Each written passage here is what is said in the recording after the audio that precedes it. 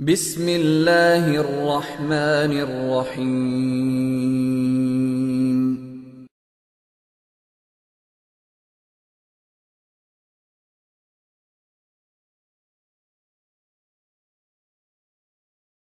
وعلى من لا نبي بعده أما بعد أعوذ بالله من الشيطان الرجيم بسم الله الرحمن الرحيم الحمد لله رب العالمين الرحمن الرحيم مالك يوم الدين إياك نعبد وإياك نستعين اهدنا الصراط المستقيم صراط الذين أنعمت عليهم غير المغضوب عليهم ولا الضالين اللهم صل على محمد وعلى آل محمد كما صليت على إبراهيم وعلى آل إبراهيم إنك حميد مجيد اللهم بارك على محمد وعلى آل محمد كما باركت على إبراهيم وعلى آل إبراهيم إنك حميد مجيد۔ ہمارے اس 12 روزہ دورہ تحقیق المسائل کے بنیادی طور پر دو مقصد۔ نمبر 1، آنے والے طلباء کو اختلافی مسائل پہ اپنا موقف اور مسلک سمجھ آئے۔ نمبر 2، اختلافی مسائل میں کام کرنے کا ان کے اندر ذوق پیدا ہو۔ یہ دو بنیادی مقصد ہیں۔ یہ میں اس لیے گزارش کر رہا ہوں، عموماً طالب علم سمجھتا ہے 12 دن میں کیا ہم پڑھ سکتے ہیں۔ اگر 12 دن میں اختلافی مسائل میں اپنے موقف کو سمجھ جائیں تو یہ بہت بڑی بات ہے۔ عموماً الجھن تب آتی ہے جب آدمی کو اپنا موقف سمجھ نہیں آتا۔ اگر اپنا موقف سمجھ آ جائے، اس پہ دلیل قائم کرنا یہ مشکل نہیں ہے، اور موقف سمجھ نہ آئے تو دلیل قائم کرنا بڑا مشکل ہے۔ ہمارے ہاں تمام مسائل میں اپنے موقف کو معلوم کرنے کی سب سے آسان اور سب سے بہترین صورت یہ ہے کہ ہمارے اکابر علماء دیوبند نور اللہ مراقدہم نے جس قدر اردو کے لٹریچر میں اپنے عقائد اور مسائل لکھے ہیں، آپ اس کا مطالعہ فرمائیں، اور اس کو اپنی توہین نہ سمجھیں کہ میں نے 10 سال تک دورہ حدیث پڑھا ہے، دورہ حدیث تک تعلیم حاصل کی ہے، تو میں اردو کتاب کا مطالعہ کیوں کروں۔ اس کو اپنی توہین نہ سمجھیں۔ اس کی وجہ یہ ہے کہ جس قدر مطالعہ حضرت شیخ الہند رحمۃ اللہ علیہ کا ہے، میرا اور آپ کا نہیں ہے۔ جس قدر وسعت مطالعہ علامہ انور شاہ کشمیری رحمۃ اللہ علیہ کا ہے، شیخ الاسلام حضرت سید حسین احمد مدنی رحمۃ اللہ علیہ کا ہے، حکیم الامت مجدد الملت مولانا اشرف علی تھانوی رحمۃ اللہ علیہ کا ہے، اس قدر ہمارا مطالعہ بھی نہیں ہے، اس قدر ہمارا فہم بھی نہیں ہے۔ ان کے پاس مطالعہ بھی تھا، فہم بھی تھا، تقوی اور دیانت بھی تھی، اس لیے ان حضرات نے اگر محنت کر کے کوئی ایک موقف اختیار کیا ہے تو اس موقف کو پڑھ لیں، اس کے بعد اصل ماخذ اور مراجع اور بڑی کتابوں کی طرف جائیں۔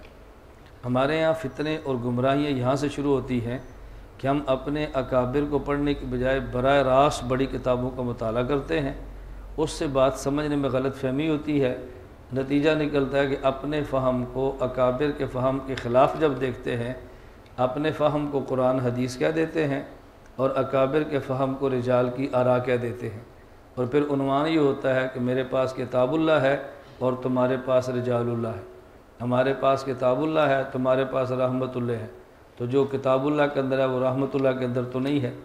حالانکہ کتنی واضح بات ہے کہ رحمت اللہ بنتا ہی تب ہے جب کتاب اللہ کے موافق ہو۔ اگر کتاب اللہ کے موافق نہ ہو تو رحمت اللہ بنے گا کیسے؟ میں نے گزارش کی تھی کہ اس 12 روزات دورہ تحقیق المسائل کے دوران میں بہت ساری باتیں آپ کی خدمت میں عرض کروں گا، آپ اس کو قلم بند فرماتے رہیں تو آپ کا بہت فائدہ ہوگا، اصولوں کو ذہن میں بٹھا لیں۔ اس لیے اپنا موقف معلوم کرنے کے لیے سب سے آسان اور بہترین صورت یہ ہے اپنے اکابر کے اردو لٹریچر کا مطالعہ فرمائیں، مسئلہ وہاں سے پڑھ لیں، اس کے بعد آپ کو دلائل میں غلطی نہیں ہوگی۔ اگر کسی موقع پر آپ دلائل کا مطالعہ فرمائیں اور بظاہر دلیل اپنے اکابر کی رائے کے مخالف نظر آئے تو پھر اپنے اساتذہ سے پوچھ لیں کہ میں نے حضرت تھانوی کا، حضرت مدنی کا، نانوتوی رحمۃ اللہ علیہ، شیخ الہند کا یہ نظریہ پڑھا ہے اور بظاہر یہ حدیث یا آیت اس کو نظریے کے خلاف نظر آ رہی ہے، تو مجھے آپ سمجھائیں کہ نظریہ غلط ہے یا ان کو سمجھنے میں غلطی لگی ہے، تو مشائخ سے رجوع فرمائیں گے تو کبھی بھی انشاءاللہ غلط فہمی کا شکار نہیں ہوں گے اور اپنے اکابر کے مسلک پر بڑے آرام کے ساتھ چلتے رہیں گے۔ اللہ ہم سب کو اپنے مشائخ اور اکابر کے نقش قدم پر چلنے کی توفیق عطا فرمائے۔ تو ہمارے اس 12 روزہ دورہ تحقیق المسائل میں 2 باتوں پر خاص طور پہ توجہ دی جاتی ہے۔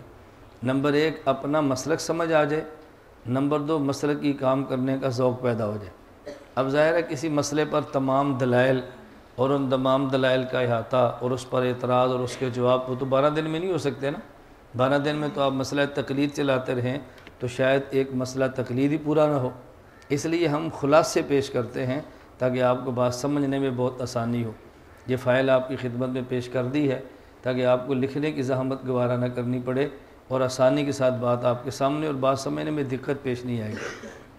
میں نے یہ ابتدائی طور پہ آپ خدمت میں بات عرض کی ہے۔ قرآن کریم اور احادیث کی روشنی میں شریعت کے بنیادی طور پہ 2 جز ہیں۔ نمبر 1 عقائد اور نمبر 2 مسائل۔ عقائد میں بنیادی عقیدہ توحید ہے اور مسائل میں بنیادی مسئلہ تقلید ہے۔ عقائد میں بنیادی عقیدہ توحید ہے اور مسائل میں بنیادی مسئلہ تقلید ہے۔ کیوں؟ اگر آدمی توحید کو نہ مانے تو نبوت ماننے کا فائدہ ہی نہیں ہے، اگر توحید نہ مانے تو قیامت ماننے کا فائدہ ہی نہیں۔ کیوں؟ وجہ یہ ہے کہ اللہ کے نبی دنیا میں اس لیے تشریف لاتے ہیں کہ یہ بتائیں تمہارا اللہ کون ہے۔ تو نبی کا مقصد تو توحید ہے نا، وَالَّذِي أَرْسَلَ رَسُولَهُ بِالْهُدَى وَدِينِ الْحَقِّ لِيُظْهِرَهُ عَلَى الدِّينِ كُلِّهِ۔ نبی تو آتا ہے اس لیے کہ اللہ کے دین کو تمام ادیان پہ غالب کرے۔ حضور اکرم صلی اللہ علیہ وسلم کا پہلی جو تقریر ہے وہ یہ ہے قولوا لا الہ الا اللہ تفلحوا۔ تو نبی کی آمد کا مقصد ہی اللہ کی توحید کا تعارف کرانا ہے۔ بنیادی بات یہ ہوتا ہے نبی اللہ کا تعارف بھی کرائے اور اللہ کے احکام امت تک پہنچائے۔ نبی اللہ اور مخلوق کے درمیان واسطے کا کام دیتا ہے، اور رسول اللہ صلی اللہ علیہ وسلم کی بتائی ہوئی باتوں پہ عمل کریں تو قبر اور قیامت کے اندر آدمی کو راحت ملتی ہے، اور اگر ان باتوں پر عمل نہ کرے تو پھر انسان کا نقصان ہوتا ہے اور تکلیف ملتی ہے۔ تو اصل چیز کیا ہے؟ توحید۔ توحید کے بعد پھر نبوت ہے، اور نبوت کے بعد پھر قیامت ہے۔ پیغمبر کی جو اطاعت ہے وہ اصالتاً نہیں ہے، پیغمبر کی اطاعت بھی اللہ کی اطاعت کی وجہ سے ہے۔ اللہ پاک نے حکم دیا ہے پیغمبر کی بات مانو تبھی مانتے ہیں، اگر اللہ پاک فرمائے ان کی بات نہ مانو تو پھر تو کوئی بات نہیں مانتا۔ تو عقائد میں بنیادی عقیدہ توحید کا ہے اور مسائل میں بنیادی مسئلہ تقلید کا ہے۔ بنیادی مسئلہ تقلید کا کیوں ہے؟ کوئی انسان یہ سمجھے کہ میں سارے قرآن کریم کو پڑھ بھی لوں، ساری احادیث بھی پڑھ لوں، اور پھر ان آیات اور احادیث کی روشنی میں ہر مسئلے کا استنباط خود کر لوں، یہ ہر بندے کے بس میں نہیں ہے۔ اس کا حل کیا ہے کہ آدمی قرآن پڑھنے والے سے قرآن لے لے، احادیث پڑھنے والے سے احادیث لے لے، اور جو قرآن احادیث سے مسائل کا استنباط کرتے ہیں ان سے مستنبط شدہ مسئلہ لے لے تو شریعت پہ عمل کرنا بہت آسان ہوگا۔ تو بس مسائل میں سے بنیادی مسئلہ تقلید ہے۔ اگر تقلید آدمی کو سمجھ آ جائے اور اپنے اکابر اسلاف پر اعتماد پیدا ہو جائے تو شریعت مطہرہ پر عمل کرنا بہت آسان ہوتا ہے۔ اگر اس پر اعتماد نہ کرے تو عمل کرنا بہت مشکل ہے۔ جب ترک تقلید کے نقصانات آئیں گے تو اس میں انشاءاللہ وضاحت کے ساتھ مثالوں کے ساتھ آپ کی خدمت وضاحت پیش کروں گا انشاءاللہ۔ فی الحال میں نے عرض کیا کہ عقائد میں بنیادی عقیدہ توحید ہے اور مسائل میں بنیادی مسئلہ تقلید ہے، اس لیے توحید اور تقلید سمجھ آ جائے تو مسئلہ حل ہو جاتا ہے۔ میں نے آپ کی خدمت میں جو سورۃ الفاتحہ تلاوت کی ہے، یہ سورۃ الفاتحہ ام الکتاب ہے۔ ام الکتاب کا معنی پورے قرآن کریم کا خلاصہ ہے۔ قرآن کریم کی 114 صورتیں ہیں، 113 صورتوں میں اللہ پاک نے تفصیل بیان فرمائی ہے اور سورۃ الفاتحہ میں اس پوری تفصیل کا خلاصہ بیان فرما دی ہے۔ اور خلاصہ کیا ہے؟ اب پوری سورۃ الفاتحہ کو دیکھیں تو 2 حصوں میں تقسیم کر لیں۔ الحمدللہ رب العالمین، الرحمن الرحیم، مالک یوم الدین، ایاک نعبد و ایاک نستعین، اس میں اللہ نے توحید بیان فرمائی ہے۔ الحمدللہ رب العالمین اللہ کی صفتیں ہیں نا، مالک یوم الدین اللہ کی صفت ہے، الرحمن الرحیم اللہ کی صفتیں ہیں، ایاک نعبد و ایاک نستعین میں عبادت اور استعانت کا حصر اللہ کے ساتھ ہے، یہ ساری توحید ہے۔ اور اہدنا الصراط المستقیم، اے اللہ ہم کو صراط مستقیم پر چلا دے۔ صراط مستقیم کا معنی قرآن نے بیان یہ کیا ہے، صراط الذین انعمت علیہم، کہتے ہیں نا القرآن یفسر بعضہ بعضا، تو قرآن جو قرآن کی تفسیر کرے اس سے بہتر تو تفسیر کوئی نہیں کر سکتا۔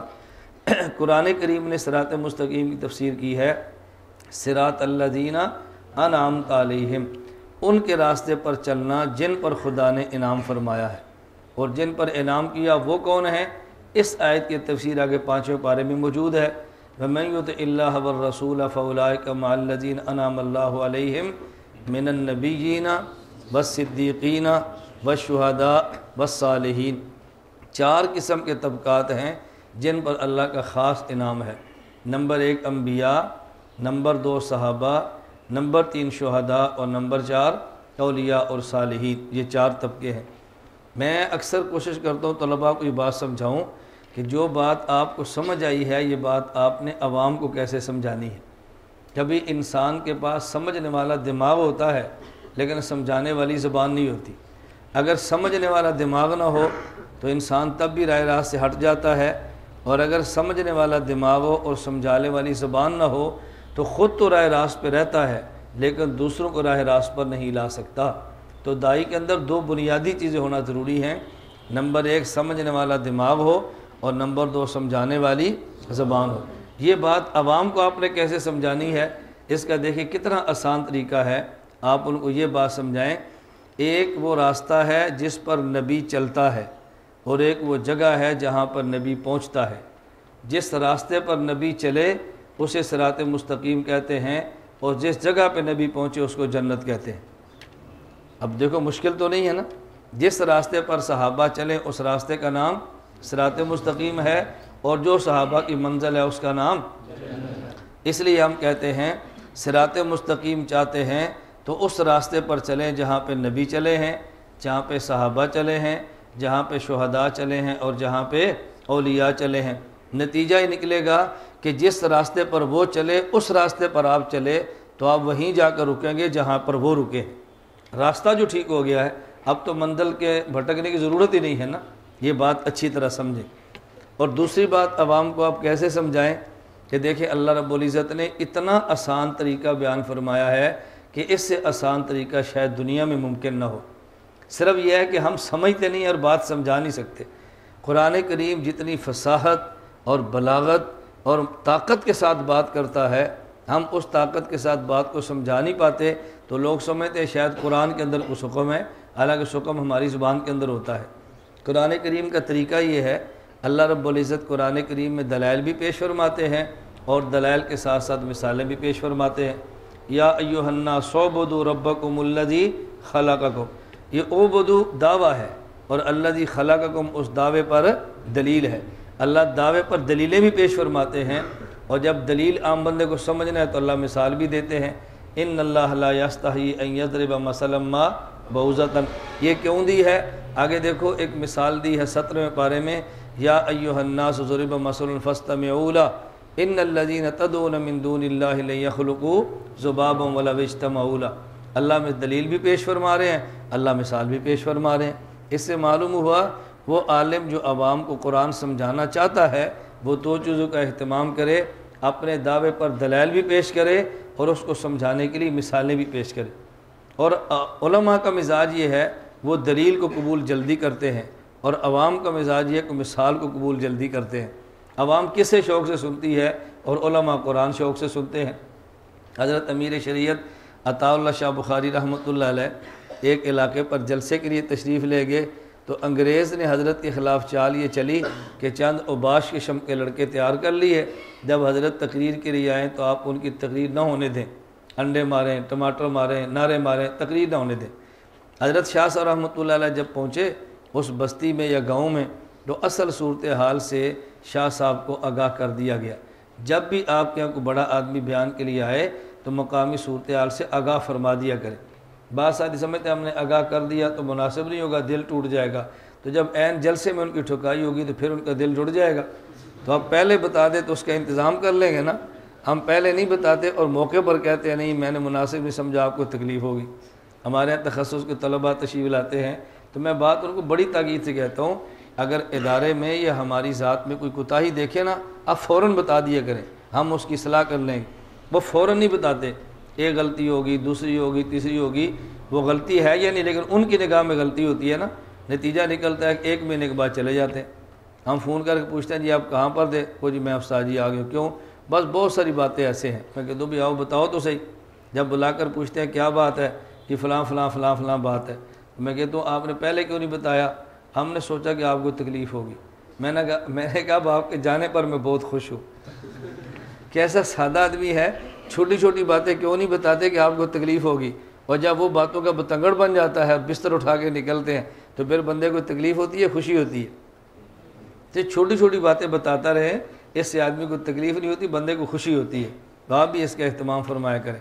حضرت امیر شریعت رحمۃ اللہ علیہ فرمانے لگے آپ کسی طریقے سے اسٹیج پر مجھے پہنچا دو، باقی میں جانوں تو عوام اور لڑکے جانیں، مجھے اسٹیج تک پہنچاؤ۔ حضرت شاہ صاحب رحمۃ اللہ علیہ کو اسٹیج پر پہنچا دیا گیا۔ اب وہ اوباش قسم کے لونڈے تیار کھڑے تھے شاہ صاحب کی تقریر خراب کرنے کے لیے۔ حضرت امیر شریعت سید عطا اللہ شاہ بخاری رحمۃ اللہ علیہ نے تقریر شروع ہی نہیں کی، فرمانے لگے بھئی میرا دل کر رہا ہے آپ کو ایک قصہ سناؤں، اگر آپ کو ہو تو میں سنا دوں۔ لوگوں نے کہا سنا دیں۔ اب شاہ جی نے قرآن نہیں پڑھا، کیا پڑھا؟ قصہ۔ اور وہ جو لڑکے روکنے کے لیے جلسہ آئے تھے نا، وہ بھی کہہ رہے ہیں چلو شاہ جی قصہ سنا دو۔ چلو تقریر سنائیں گے تو ہم روکیں گے نا، ہماری ڈیوٹی تقریر روکنے پر ہے، قصہ روکنے پر تو نہیں ہے نا۔ تو لوگ قرآن سننے سے بدکتے ہیں، قصے کہانی سے نہیں بدکتے۔ تو شاہ جی نے فرمایا اگر آپ کو ہو تو میں قصہ سناؤں؟ لوگوں نے کہا جی سناؤ۔ اب شاہ صاحب رحمۃ اللہ علیہ نے قصہ سنایا، فرمانے لگے ایک آدمی مادر ذات اندھا تھا، چودھری بھی تھا اور خوبصورت بھی تھا۔ جس عورت سے اس کا نکاح ہوا وہ خاندان کے اعتبار سے بھی گھٹیا تھی اور شکل کی بدصورت تھی، دونوں اس کے اندر صفتیں موجود تھیں۔ تو ان کے گاؤں میں ایک آدمی ہے، وہ سرما بیچ رہا تھا۔ اس نے کہا میرے پاس ایسا سرما موجود ہے، اگر 10-15 مرتبہ اس کی 2 سلائیاں آنکھوں میں ڈال لی جائیں تو مادر ذات اندھے کی بینائی بھی واپس آ جاتی ہے۔ چودھری نے اپنی بیگم سے کہا کہ جلدی جا اس سرمے کو خرید کے لا۔ وہ باہر گئی، اس نے سرمے والے کو بلایا اور بلا کر اس نے کہا یہ سرما کتنے کا ہے؟ اس نے بتایا بھی 5 روپے 10 روپے کا ہے۔ اس نے 10 بتایا، اس نے 20 روپے دے دیے، یہ 20 روپے لو اور ہمارا گاؤں چھوڑ دو، آئندہ ہمارے گاؤں میں نہ آنا۔ وہ سرمے والا تو آنکھیں ٹھیک کرنے کے لیے نہیں آیا، وہ تو پیسے کمانے کے لیے آیا تھا نا، اس کو پیسے مل گئے، اس نے گاؤں کو چھوڑ دیا۔ واپس آ کر اس نے کہا چودھری صاحب تم بھی سادے آدمی ہو، اگر یہ سرمے سے آنکھیں واپس آتی تو دنیا میں کوئی بھی اندھا نہ ہوتا۔ وہ پاگل آدمی مذاق کر رہا تھا تو تم نے سمجھا کہ شاید سچ مجھ میری بینائی واپس آ جائے گی۔ اب حضرت شاہ صاحب فرمانے لگے اگر یہ 2 سلائیاں ڈال لیتا اس کی بینائی واپس آ جاتی، لیکن اس کو اس کا کالی کلوٹی کو پتہ یہ تھا کہ میں نے جس کو اپنے حسن کے دام میں پھانس رکھا ہے نا، میں بڑی خوبصورت ہوں اور دنیا میں مجھ سے خوبصورت تو ماں نے جنی ہی نہیں ہے۔ تیریاں اکھاں ہونی ہیں تو تینوں پتہ لگتا ہے کڈی سوڑی زنانی ہے، تجھے پتہ ہی نہیں ہے۔ تو وہ اسی عشق کے اندر اپنا کام چلا رہا تھا اور یہ اسے مال کھا رہی تھی۔ اب اس کی آنکھیں آتی تو حسن کھل جانا تھا نا، اس لیے اس نے سلائی ڈالنے نہیں دی۔ تو شاہ صاحب فرمانے لگے بیٹا تمہارے اندر ایمان کا حسن موجود ہے، تمہارے گھر میں یہ انگریز کالا آیا ہے جو بدبودار ہے، اور اس کو پتہ ہے اگر شاہ جی نے 2 سلائیاں ڈال دی نا تو بینائی واپس آنی ہے، ہمیں کوئی رہنے نہیں دے گا، اگر تم اجازت دو تو 2 سلائیاں ڈال دوں۔ یہ شاہ صاحب نے جملہ فرمایا تو انہوں نے کہا شاہ جی پاؤ سرما۔ پھر شاہ جی نے قرآن شروع کیا، عشاء کو شروع کیا تو فجر کی نماز تک تقریر چلتی ہے۔ یہ ہمارے اکابر رحمہ اللہ تھے، وہ سمجھتے تھے کہ عوام کو بات سمجھانی کیسے ہے۔ میں اس لیے کہہ رہا تھا کہ عوام قصوں سے خوش ہوتی ہے، عوام دلائل سے خوش نہیں ہوتی۔ ہاں جب آپ ان کا مزاج دلائل والا بنا لیں گے تو پھر دلائل سے بھی خوش ہوں گے، لیکن دلائل کے باوجود قصے سننے کے پھر بھی محتاج رہتے ہیں۔ اب دیکھو میں اگر شروع سے آتی دلائل شروع کر دیتا تو شاید آپ اتنے خوش نہ ہوتے جتنا شاہ جی کے قصہ سن کر آپ خوش ہو گئے۔ یہ آپ خواص ہے اور آپ کی حالت ہے، تو آپ خود فرمائیں عوام قصوں کی کتنی مشتاق ہوتی ہوگی۔ تو یہ بات ان کو آپ سمجھائیں کیسے؟ ان کو یوں بات سمجھائیں کہ دیکھیں ایک بندہ آپ کے پاس باہر سے آتا ہے ملنے کے لیے اور شہر سے باہر فون کرتا ہے جی میں آ رہا ہوں، تو ایڈریس کیا ہے؟ آپ اسے ایڈریس سمجھاتے ہیں کہ جب آپ سڑک سے اترے نا تو پہلا اشارہ آئے گا وہاں سے بائیں طرف ہو جائے، پھر آگے جائیں گے تو اگلے اشارے سے دائیں طرف ہو جائے، پھر آگے جائیں گے تو گلی کے اندر ٹرانسفارم ہوگا وہاں سے پھر دائیں طرف ہو جائے، پھر آگے جائیں تو ایک اور کھمبا ہوگا وہاں سے بائیں طرف ہو جائے، وہاں سے آپ جا کے تو ایک مکان پکا ہوگا، پھر کچا ہوگا، پھر آگے کوٹھی ہوگی، اس کے بعد ایک نالا ہوگا، نالا کراس کریں گے تو سجے پاس والا مدرسہ ہے۔ وہ کہتے ہیں یار مجھے نہیں سمجھ آ رہی، مجھے نہیں سمجھ آ رہی، تو میرے ساتھ کوئی آسان سا رستہ بتاؤ۔ پھر آسان رستہ آپ کیا بتاتے ہیں؟ آپ یہاں کو مہمان ہیں نا، اس کا اہتمام فرمایا کریں۔ میں چونکہ روزانہ سفر میں ہوتا ہوں تو ہمیں ان مصیبتوں سے روزانہ گزرنا پڑتا ہے، اس لیے اپنے میزبان کو سمجھاتے ہیں آنے والے مہمان کو سنبھالتے کیسے ہیں۔ آسان طریقہ کیا ہے؟ آپ انہیں کہ جی جب آپ مثلا یہاں سے آپ جاتے ہیں اسلام آباد، آپ جب موٹر وے سے اتریں گے نا تو وہاں ہماری کالے رنگ کی گاڑی کھڑی ہوگی اور ڈبل اشارے اس کے جل رہے ہوں گے، آپ اس کے پیچھے گاڑی لگا دیں، جس مکان پر گاڑی رکے گی نا بس وہی ہمارا گھر ہے۔ اس سے آسان صورت کو ہو سکتی ہے؟ بولتے نہیں۔ یہ تو ان پڑھ بھی سمجھتا ہے نا، پڑھا لکھا بھی سمجھتا ہے۔ اسے کو جی آپ موٹر وے سے اتریں تو جو ہی آپ آگے وہ پشاور روڈ شروع ہوتا ہے، وہاں کالے رنگ کی ہماری گاڑی ہے، اس کے ڈبل اشارے لگے ہوں گے، تو آپ وہاں اس کے پیچھے لگ جائیں، جہاں وہ رکے گی ہمارا وہی گھر ہے۔ تو جس طرح یہ مثال ہے نا، اللہ پاک نے فرمایا اگر تم میری بنائی جنت میں آنا چاہتے ہو نا تو پھر انبیاء، شہداء، صالحین اور شہداء کے پیچھے لگ جاؤ، جہاں یہ رکیں گے نا وہی میری جنت ہے۔ اس سے آسان صورت کو ہو سکتی ہے؟ بس جو کام اولیاء کرتے رہے آپ بھی کرتے رہو، جہاں ولی آئے گا وہاں تم آ جانا، اس کا نام جنت ہے۔ کتنی اللہ پاک نے آسان ترتیب بتائی، بات سمجھ آئی؟ اب مسئلہ کیا ہے کہ پہلے بندے کو قرآن سمجھ آئے نا تو پھر دوسرے کو سمجھا سکتا ہے۔ میں انشاءاللہ اللہ نے چاہا تو درمیان میں دروس آتے رہے تو میں آپ کی خدمت میں دو باتیں الگ الگ سمجھاؤں گا۔ ایک یہ ہے قرآن سمجھ کیسے آتا ہے، اور دوسری بات ہے قرآن پر عمل کی توفیق کیسے ملتی ہے۔ قرآن سمجھ آنے کے اصول الگ ہیں اور قرآن کریم پر عمل کی ترتیب بالکل الگ ہے۔ ایک ترتیب وہ ہے اس ترتیب سے قرآن سمجھ آتا ہے، اور ایک ترتیب وہ ہے کہ اس سے قرآن پہ عمل کی توفیق ملتی ہے۔ دونوں باتیں ضروری ہیں، قرآن کو سمجھنا بھی ضروری ہے اور قرآن پر عمل کرنا بھی ضروری ہے، لیکن ان دو باتوں سے پہلے ایک تیسری بات ہے کہ قرآن کو پڑھنا بھی ضروری ہے، جو آپ فجر کی نماز کے بعد اشراق تک پڑھتے ہیں اور انشاءاللہ پڑھتے رہیں گے، پڑھتے رہیں گے نا انشاءاللہ۔ پہلے پڑھنا تو شروع کریں نا، اس کے بعد پھر سمجھنا شروع کریں، اس کے بعد پھر عمل کی باری ہے، لیکن پہلا مرحلہ پڑھنے کا ہے۔ آج پڑھا ہے نا آپ نے؟ دیکھو اللہ نے کتنا اچھا موسم بنا دیا ہے۔ دعا فرمائے کہ اللہ تعالیٰ بہترین موسم فرمائے، بارش اتنی سخت نہ ہو کہ ہمیں سنبھالنی مشکل ہو جائے، بس موسم اچھا ہو تو اس کو سنبھالنا بہت آسان ہوتا ہے۔ تو میں یہ بتا رہا تھا کہ صراط مستقیم کی تفسیر اللہ نے خود سمجھائی ہے کہ یہ صراط مستقیم کی تفسیر ہے۔ بات چل پڑی ہے تو میں ایک بات اور بھی آپ کی خدمت میں پیش کر دوں۔ اب عوام کو ایک بات سمجھاؤ کہ صراط مستقیم والے 4 طبقے ہیں۔ نمبر 1 النبیین، نمبر 2 الصدیقین، نمبر 3 الشہداء، اور نمبر 4 الصالحین۔ کتنے طبقے ہو گئے؟ 4۔ بات سمجھنا، جب یہ فرمایا من النبیین، اس سے مرزائی اور قادیانی نکل گئے۔ کیوں؟ وہ اس کو مانتے ہیں جو نبی نہیں ہے، اس کو مانتے ہیں جو نبی نہیں۔ اور جب الصدیقین فرمایا تو اس سے رافضی نکل گئے۔ کیوں؟ وہ صحابہ کو نہیں مانتے۔ اور جب والشہداء فرمایا تو اہل بدعت نکل گئے، ان کے پاس کوئی شہید نہیں ہے۔ اور جب والصالحین فرمایا تو پھر مماتی اور غیر مقلد نکل گئے، وہ اولیاء کو نہیں مانتے۔ دیوبند ہی بچے ہیں جو نبیین کو بھی مانتے ہیں، صحابہ کو بھی مانتے ہیں، شہداء بھی ان کے پاس ہے اور اولیاء کو بھی مانتے ہیں۔ اب بتاؤ دیوبند یہ سمجھانی کتنی آسان ہے، لیکن قرآن کریم سے اب تب سمجھائیں جب بندے کو سمجھ تو آئے نا۔ میں اس لیے جب کبھی کہتا ہوں نا کہ میرے پاس آگے کورس کریں، میرے پاس تخصص کریں، عام آدمی کو بہت تعجب ہوتا ہے۔ ہم دارالعلوم کراچی پڑھے، کہتے ہیں میرے پاس آؤ، ہم جامعہ ترشید پڑھے، یہ کہتے ہیں میرے پاس آؤ۔ یہ بات سمجھ نہیں آتی کسی کو۔ اس پر میں ایک چھوٹا سا واقعہ پیش کرتا ہوں۔ کوہاٹ ہمارا علماء کنونشن تھا، اس کے بعد علماء بیٹھے جیسے چائے پر بیٹھتے ہیں، ایک عالم کا مجھے مقامی علماء نے تعارف کرایا کہ یہ مولانا کا مطالعہ بڑا زبردست ہے، علم بڑا پختہ ہے اور ماشاءاللہ بہت مضبوط عالم ہے۔ میں نے کہا ان سے کو میرے پاس آ کر 1 سال لگائیں۔ ان کو بڑا تعجب ہوا کہ ہم نے تعریف کیا، یہ اٹھ کر اس کا ماتھا چوم لے گا اور یہ کہہ رہے میرے پاس سال لگائیں، اس کو تو اثر ہی نہیں ہے۔ دائی ہوتا ہی وہ ہے جو کسی اور سے متاثر نہ ہو، جو دوسروں سے متاثر ہونا شروع ہو جائے نا وہ دائی ہوتا ہی نہیں ہے۔ بات سمجھ آ رہی ہے؟ تو ان کی آنکھوں سے تعجب میں نے بھانپ لیا کہ ان کو میرے جملے پر بہت تعجب ہوا ہے اور یہ جملہ میرا ان کو اچھا نہیں لگا۔ میں نے ان علماء کی خدمت میں گزارش کی، بتائیں آپ کا نوجوان بیٹا ہے جو مقویات کھاتا ہے اور اغنیات استعمال کرتا ہے اور روزانہ ورزش کرتا ہے، طاقت اتنے کہ اس کا جسم پھٹنے کے قریب ہے، اتنی طاقت والا ہے۔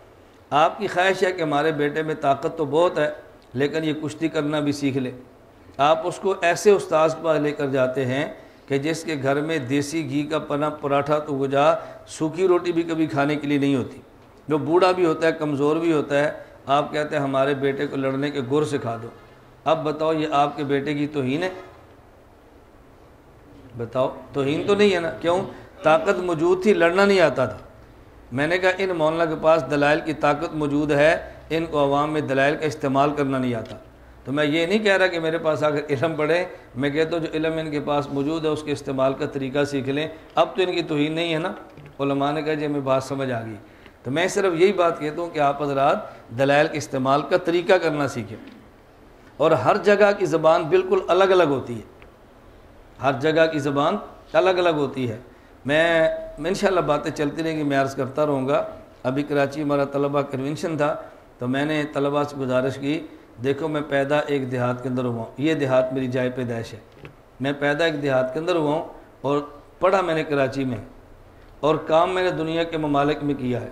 اس کا مطلب یہ ہے کہ میں تینوں ماحول جانتا ہوں، دیہات میں کام کیسے کرنا ہے، کراچی جیسے شہروں میں کیسے کام کرنا ہے، اور بیرون ممالک میں کام کیسے کرنا ہے۔ تو جو بندہ تینوں ماحول سمجھتا ہو اس کا شاگرد بننا کوئی اور کی بات ہے؟ سمجھ آ رہی ہے بات؟ بھئی ایک بندہ بہت بالائی ماحول کو سمجھتا ہے اور نچلے ماحول کو نہیں جانتا، وہ نچلے ماحول کے مطابق آپ کی رہنمائی کیسے کرے گا؟ اور ایک آدمی بالکل نچلے ماحول میں رہتا ہے، اس نے بالائی ماحول کو نہیں دیکھا، وہ آپ کے باہر کے ماحول کے مطابق رہنمائی کیسے کرے گا؟ ہمیں اللہ پاک نے یہ نعمت عطا فرمائی ہے کہ پیدا دیہات میں ہیں، پڑھے کراچی میں ہیں، اور کام دنیا میں کیا ہے، اس لیے دیہاتوں کا مزاج بھی جانتے ہیں، کراچی والوں کو بھی جانتے ہیں، اور بیرون کی دنیا کا بھی جانتے ہیں۔ آدمی کسی کا مزاج سمجھے نا تو پھر بات کرنی آسان ہوتی ہے، اور جب مزاج ہی سمجھنا ہے تو بات کرے گا کیسے؟ اللہ ہم سب کو بات سمجھنے کی توفیق عطا فرمائے، اور اللہ ہم سب کو قوم کا مزاج شناس بنائے۔ میں بتا رہا تھا کہ سورۃ الفاتحہ یہ ام الکتاب ہے، 113 صورتوں میں تفصیل ہے، اور اس ایک صورت میں اجمال اور خلاصہ ہے۔ وہ میں بات سمجھانے لگا تھا کہ سورۃ الفاتحہ میں بنیادی طور پر اللہ پاک نے دو باتیں بیان فرمائی ہیں۔ آدھی سورۃ الفاتحہ الحمدللہ رب العالمین سے لے کے ایاک نعبد و ایاک نستعین تک توحید بیان کی ہے۔ اہدنا الصراط المستقیم سے لے کے غیر المغضوب علیہم ولا الضالین تک تقلید بیان کی ہے۔ آدھی فاتحہ میں توحید ہے اور آدھی فاتحہ میں تقلید ہے۔ رئیس المناظرین حجت اللہ فی الارض حضرت مولانا محمد امین صفدر اکاڑوی رحمۃ اللہ علیہ فرماتے تھے، آج دنیا میں دو قسم کے طبقے موجود ہیں، بعض ایسے ہیں کہ جو ایک بات پہ لڑتے ہیں، اور بعض ایسے ہیں وہ دوسری بات پہ لڑتے ہیں۔ ایک لڑاکا طبقہ کون سا ہے کہ آپ نے نماز پڑھی ہے؟ جی پڑھی ہے۔ امام کے پیچھے پڑھی ہے یا اکیلے امام کے پیچھے؟ امام کے پیچھے فاتحہ پڑھی تھی؟ انہوں نے کہا نہیں، تو پھر تیری نماز اللہ تک نہیں گئی، تیری نماز تیرے پاس ہی رہے گی، قبول نہیں ہوئی۔ اور دوسرا بندہ کہتا ہے کہ آپ کے ابا جی زندہ ہیں؟ آپ نے کہا جی فوت ہو گئے ہیں، کبھی ان کے لیے کوئی صالح ثواب بھی کرتے ہو؟ آپ نے کہا جی بالکل کرتا ہوں، میں تو ہر ہفتے یا اتوار کو دیگ چاول پکاتا ہوں اور فلاں مدرسے میں طلبہ کھلاتا ہوں۔ اس دیگ چاول کے اوپر کبھی فاتحہ بھی پڑھی ہے؟ آپ نے کہا نہیں پڑھی۔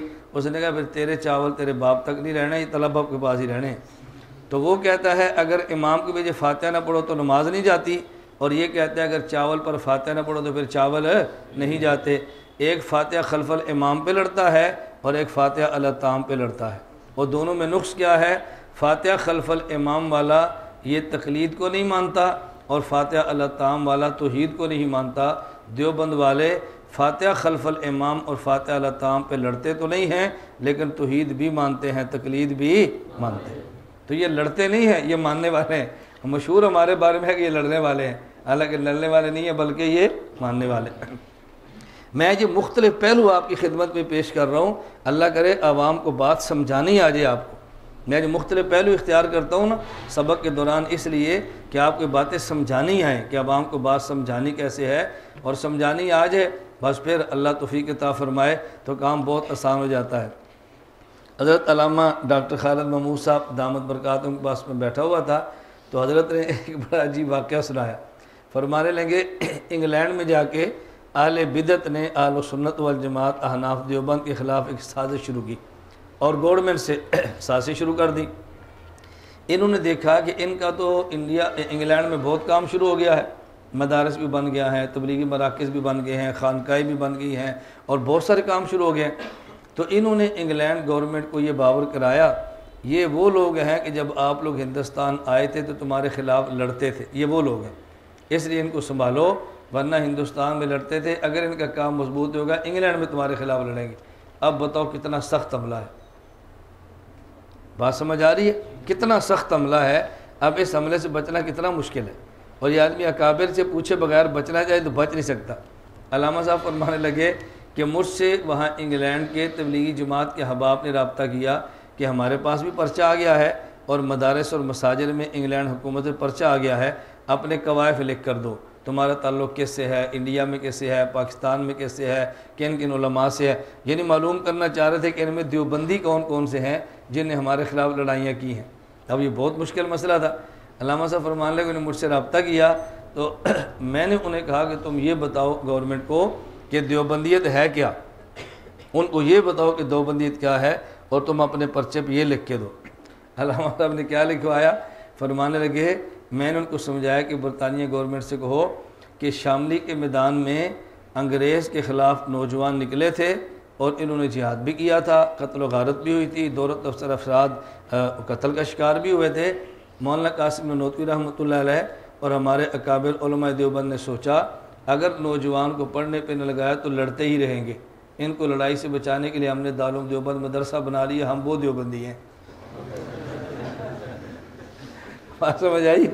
تو ہم نے کہا یہ لڑتے ہی رہیں گے تو ان کو لڑائیوں سے بچانے کے لیے ہمارے بزرگوں نے مدرسہ بنا لیا تھا تاکہ لڑے نہ، یہ پڑھنا شروع کریں، تو اس لیے ہم نے پورے برطانیہ میں پڑھنے کا نظام بنایا تاکہ لڑائی ختم ہو جائے، پڑھائی شروع ہو جائے۔ اب دیکھو بات تو سمجھانے والی ہے نا، اب بات کا طرز اتنا اچھا ہوتا ہے کہ آدمی بڑے آرام سے کسی کو کور کر لیتا ہے۔ اللہ میں بات سمجھنے کی توفیق عطا فرمائے۔ تو میں عرض کر رہا تھا کہ دین دو اجزاء کا نام ہے، دو جز ہے، نمبر ایک تو عقائد اور نمبر دو عقائد میں بنیادی عقیدہ توحید کا ہے، مسائل میں بنیادی مسئلہ تقلید کا ہے۔ توحید نہ مانے تو باقی عقائد کا فائدہ نہیں، اور تقلید نہ مانے تو باقی شریعت پر عمل کرنا ممکن ہی نہیں ہے۔ میں یہ نہیں کہتا کہ یعنی مشکل ہے، ممکن ہی نہیں ہے آدمی تقلید کے بغیر عمل کرے، یہ ہو ہی نہیں سکتا۔ تقلید ہوگی تو عمل کریں گے، تقلید نہیں ہوگی تو عمل کر ہی نہیں سکتے۔ میں مضمون سمیٹ رہا ہوں، میں نے گزشتہ سال دورہ تحقیق المسائل میں پورے 6 دن دورہ صرف تقلید کے مسئلے پر لگائے تھے، پورے 6 دن اسی میں نے کہا اس کو 12 دن بھی آپ پہ لائیں تو مسئلہ پورا مکمل نہیں ہوتا، لیکن باقی مسائل اس دفعہ چونکہ میرے ذمہ اور بھی ہیں اس لیے میں اختصار سے اس مسئلے کو چلاتا ہوں تاکہ باقی جو میرے ذمہ مضامین ہیں وہ سارے مکمل ہو جائیں۔ تقلید کے مسئلے کو سمجھنے کے لیے بنیادی طور پر 4 چیزیں سمجھیں۔ نمبر 1 تقلید کی تعریف کیا ہے، نمبر 2 تقلید کے دلائل کیا ہیں، نمبر 3 تقلید پر اعتراضات کے جوابات کیا ہیں، اور نمبر 4 ترک تقلید کے نقصانات کیا ہیں۔ آپ فائلیں بالکل نہ دیکھیں، بس آپ مجھے دیکھتے رہیں اور سبق سمجھتے رہیں، یہ تو سارا لکھا ہوا ہے، آپ بعد میں اس کو دیکھ لینا۔ بعض دلائل ایسے ہیں جو میں نے بیان کرنے ہیں اور بعض ایسے ہیں جو میں نے چھوڑ دینے ہیں، وہ آپ کے پاس موجود ہے۔ میں تو صرف یہ سمجھانا چاہ رہا ہوں کہ آپ کو نفس مسئلہ سمجھ آ جائے، اس کے بعد الجھن آپ کو انشاءاللہ کبھی نہیں رہے گی کہ تقلید کے اوپر کو بات کرنی مشکل بھی ہوتی ہے۔ تو تقلید کو سمجھنے کے لیے بنیادی طور پر 4 چیزیں چاہیے۔ نمبر 1 تقلید کی تعریف کیا ہے، نمبر 2 تقلید کے دلائل کیا ہیں، نمبر 3 تقلید پر اعتراضات کے جوابات کیا ہیں، اور نمبر 4 ترک تقلید کے نقصانات کیا ہیں۔ تقلید کی تعریف، ایک ہے تقلید کا لغوی معنی اور ایک ہے تقلید کا اصطلاحی معنی۔ لغوی اور اصطلاحی کا مطلب کیا ہوتا ہے، یہ بات اچھی طرح سمجھ لیں۔ تقلید کا لغوی معنی اور تقلید کا اصطلاحی معنی، یہ لغوی اصطلاحی کیا ہوتا ہے یہ بات سمجھ لیں۔ کسی لفظ کا وہ معنی جو اہل زبان نے متعین کیا ہو اس کو لغوی معنی کہتے ہیں۔ کسی لفظ کا وہ معنی جو اہل زبان نے متعین، اس کو لغوی معنی کہتے ہیں۔ اور اصطلاحی معنی کسی لفظ کا وہ معنی کہ جو ایک قوم یا ایک فن یا ایک علاقے والے متعین کریں، اسے اس لفظ کے اصطلاحی معنی کہتے ہیں۔ کبھی لفظ کا اہل زبان کا معنی اور ہوتا ہے اور اہل فن کا معنی بالکل اور ہوتا ہے۔ اچھا، کبھی ایک ہی لفظ ہوگا اور فن کے بدلنے سے بھی معنی بدل جائے گا، ایک فن میں جائیں گے تو اور معنی ہوگا اور دوسرے فن میں جائیں گے تو پھر دوسرا معنی ہوگا، بالکل معنی بدل جائے گا۔ میں اس کی ہر ایک کی مثال دیتا ہوں تاکہ بات سمجھ آئے۔ اب دیکھیں جیسے ہمارے ایک لفظ ہے، آپ پڑھتے رہتے ہیں لفظ صلاۃ۔ اب صلاۃ کا لغوی معنی کیا ہے، تحریک الالیتین، یہ اس کا لغوی معنی ہے اپنے سرین اور چوتڑ کو حرکتیں دینا، حرکت کرنا، یہ نام ہے، یہ لغوی معنی ہے۔ لیکن شریعت میں اس کا معنی کیا ہے؟ اب شریعت میں صلاۃ کا معنی تحریک الالیتین، اگرچہ اصطلاحی معنی میں لغوی معنی آ جاتا ہے لیکن وہ معنی اصل نہیں ہوتا، شریعت کا جو معنی طے شدہ وہی ہوگا۔ اب صلاۃ کے اصطلاحی معنی کیا ہے؟ ارکان مخصوصہ مخصوص اوقات میں ادا کرنا، اس کا نام صلاۃ ہے۔ اذان کا لغوی معنی کیا ہے؟ الاعلام، اعلان کرنا، اور قرآن کریم میں فَأَذَّنَ مُؤَذِّنٌ ہے نا قرآن کریم میں۔ اب اس کا معنی یہ نہیں تو اس نے اذان دی تھی، اس کا معنی اس نے اعلان کیا تھا ایۃ العید۔ تو اصطلاحی معنی کیا ہے؟ مخصوص کلمات کو مخصوص اوقات میں ادا کرنا۔ اب یہ اذان کا اصطلاحی معنی ہے۔ الصوم کا لغوی معنی الامساک ساعتاً، تھوڑی دیر کے لیے رک جانا۔ اصطلاحی معنی شریعت نے صبح صادق سے لے کر غروب آفتاب تک کھانے پینے اور جماع سے رکنے کا نام ہے۔ حج کا لغوی معنی الحج هو القصد، یہ لغوی معنی ہے، اور اصطلاحی معنی مخصوص ارکان کو مخصوص اوقات میں ادا کرنا، اس کا نام حج ہے۔ تو لغوی معنی اور ہے، اصطلاحی شریعت میں اس کا معنی اور ہے۔ جہاد کا لغوی معنی من الجہد والمشقت، اور اصطلاحی معنی اللہ کے راستے میں اعلاء کلمت اللہ کے لیے دشمنان دین سے قتال کرنا۔ اب لغوی معنی اور ہے اور اس کا اصطلاحی معنی بالکل الگ ہے۔ میں ہی بتا رہا تھا کہ لفظ کا لغوی معنی کیا ہے اور لفظ کا اصطلاحی۔ اچھا، ایک لفظ کا لغوی معنی اور ہوتا ہے اور اہل فن کیا اس کا معنی اور ہوتا ہے، اور بالکل اسی طرح ایک لفظ کا ایک فن میں معنی اور ہوگا، اور جب فن بدلے گا تو معنی بدل جائے گا۔ ایک فن میں اور معنی دوسرے فن میں، مثلا کلمے کا معنی کیا ہے؟ الکلمۃ لفظ وضع لمعنی مفردن مفردن مفردن، کافیہ میں ایسے ہی پڑھتے ہیں نا کیا؟ الکلمۃ لفظ وضع لمعنی مفردن مفردن مفردن۔ اب ایک ہے یہ کلمے کا لغوی معنی ہے، اور یہ کلمہ نا اللہ اکبر، یہ کلمے کا معنی ہے فن نحو کے اندر، لیکن جب فن بدلے گا تو کلمے کا معنی بالکل بدل جائے گا۔ میں اس کی مثال لوں گا تو آپ کو بات جلدی سمجھ آئے گی۔